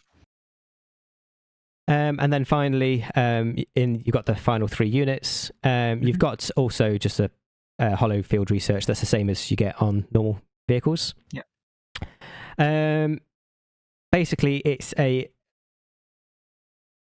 really simple choice. They are very similar to each other in terms of the pen table. It's just Cobra has less damage in a bigger AoE, and Deathstalker has more damage in a smaller AoE. So it's basically a single target against AoE basically.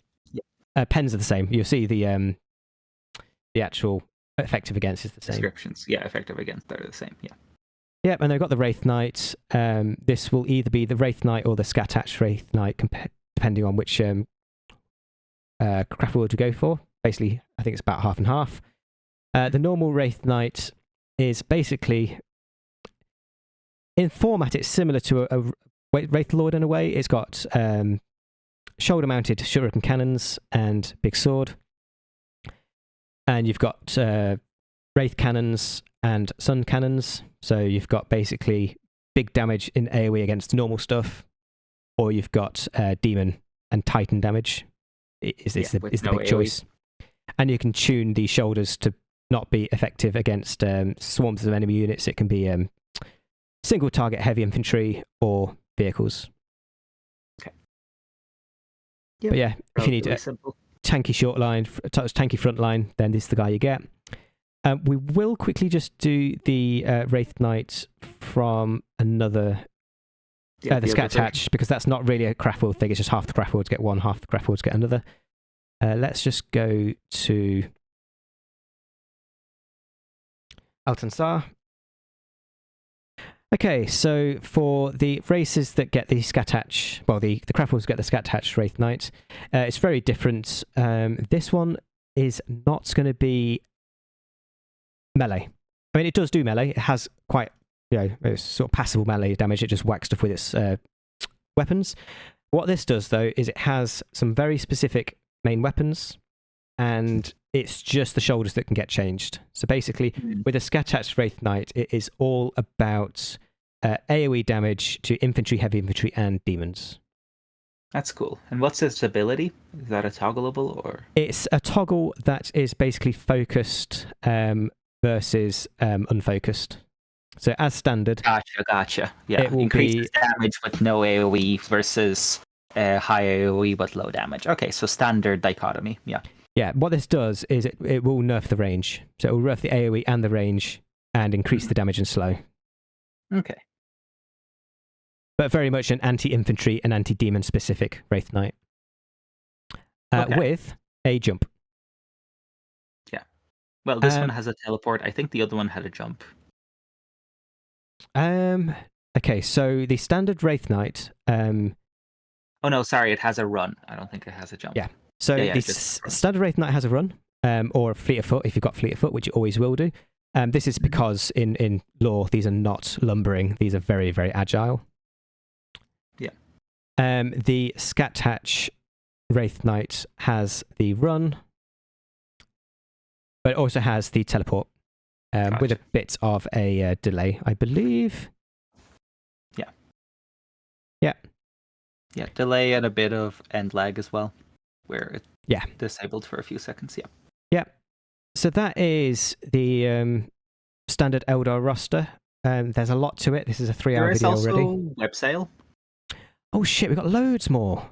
Loads more. We do have more. This is definitely not going to be a one video thing. This is probably going to be another video for the Craftworlds and another video for the build orders. Okay. So in tier 4, you can get the Websail. This will be your Titans and your auras, and then the transport. So this is scaling cost. Goes up by quite a lot each one you build. But this has 20 unit capacity and will take absolutely anything from Titans, avatars, aircraft. Nice. You've got auras for HP, vehicle HP, in an aura around. Healing, the same as the Webway Gates, but more powerful. You've got stealth, same as the Webway Gates, but in a bigger AoE. And you've got sight, radius of all nearby infantry. So the Shroud ability is quite expensive. The others are relatively cheap. And then you've got the Titans. You've got the Revenant, which is extremely fast and can regen. Effective versus all. to an extent as standard, but you can get specific Titan and Demon damage on its upgrade. But this is, got the jump. It's very maneuverable, and just to prove that it can go in. Phantom Titan is your big lumbering damage dealer, which is stuck, so useful. There you go. Huge damage dealer, slow, not really much else to say. You've got this ability here which just does a shed load of missiles, very long range. And then the Titan that gets no love is the Phoenix, the Void Dragon Phoenix. This is primarily a base destroyer. It's got loads and loads and loads and loads of missiles, basically. So if you can get one of these over an enemy you can base... also spawn Nightwings, which is quite fun, because the Nightwings can also get anti-structure. Yep. And that's quite... It's a pretty short cooldown. And it gets faster as well when you get the research in the Vault. Of course, in Tier 5, the Nightwings are just taking up cap and not doing a lot of damage, so... But it does have the Nightwing Swift Strike as well. Same as what the the Autarch can call in. Yeah. Yep, so that's the Tier 4. And you've got the...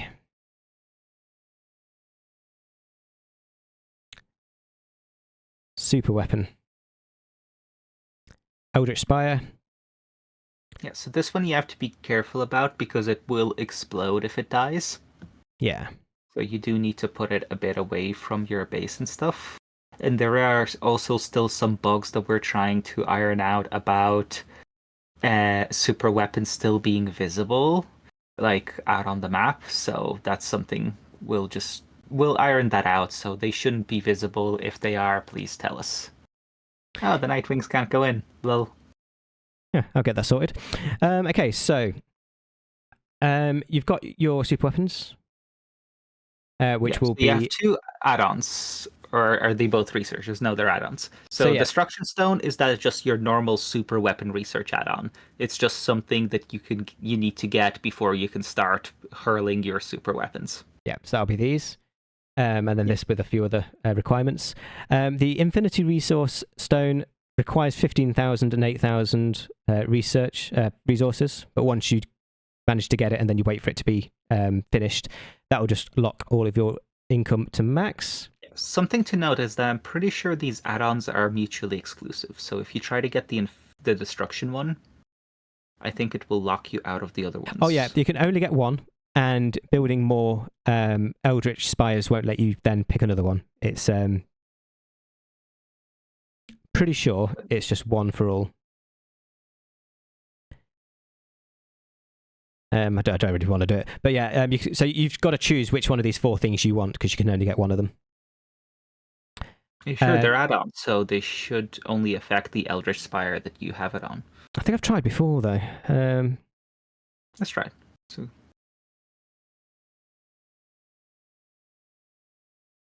There we go. Maxed out resources. Maxed out resources. Nope.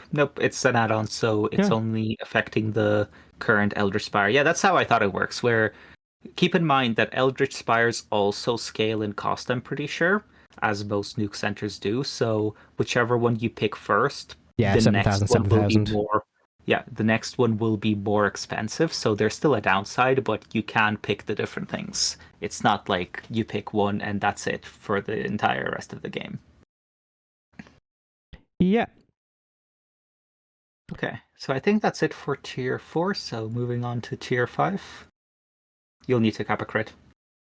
Okay, so we've got the crit now. So, Tier 5. So what you're going to get, you are going to get access to the final Titan, the Vampire Raider. This is just a airborne with... basic damage versus all, and a weapon upgrade that does even more damage, but it's another 2,000, and it takes ages to build. So nothing too interesting, just an incredibly powerful Tier 5 Titan. In the Eldritch Spire,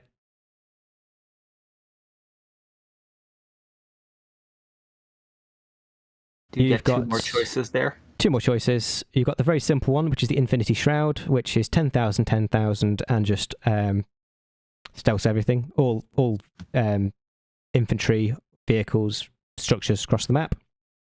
And then you've got the Avatar Stone. So this is a new one, and this is quite interesting. So what this does, costs 10,000, 10,000, but it allows 1 additional avatar of each type. So you'll have to choose your main avatar. So you can only get 1. So you get Avatar of Cain. Can't get the Laughing God. What you'll do is this will allow you to get 1 more avatar. They'll be bought from the Websail.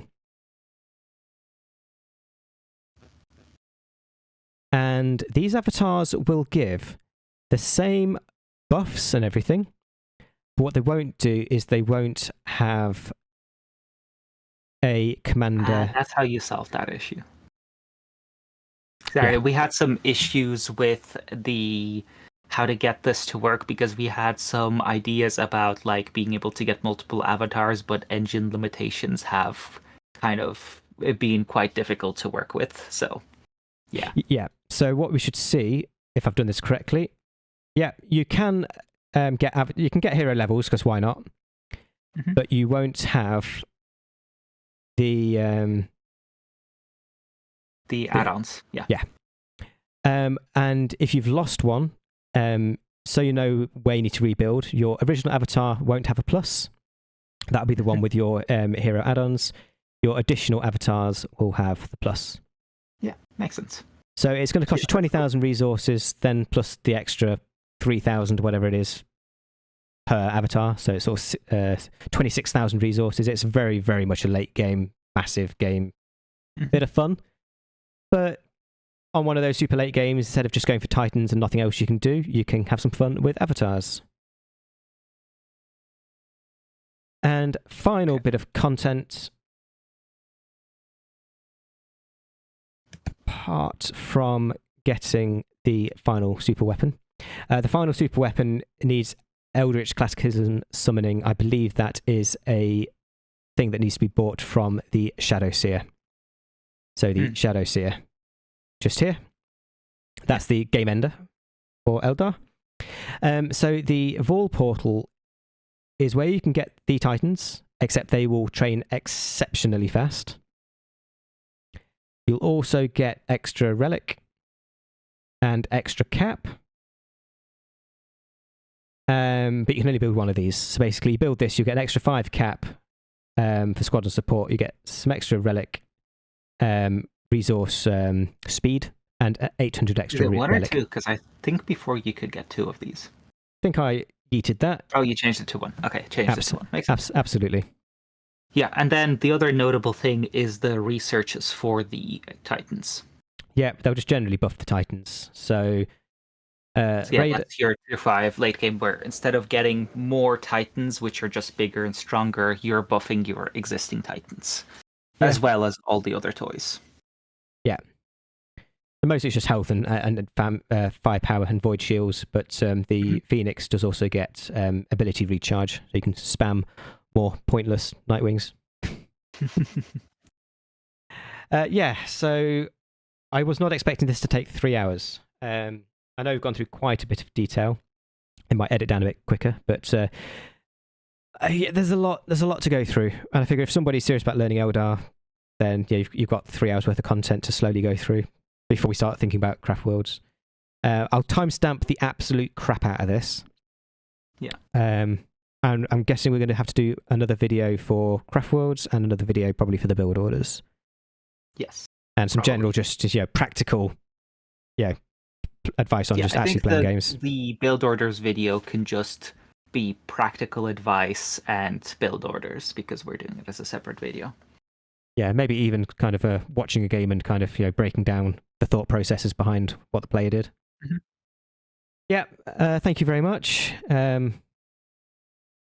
I don't know whether to apologise or not on the length of this, but yeah. Thank you very much. Yeah.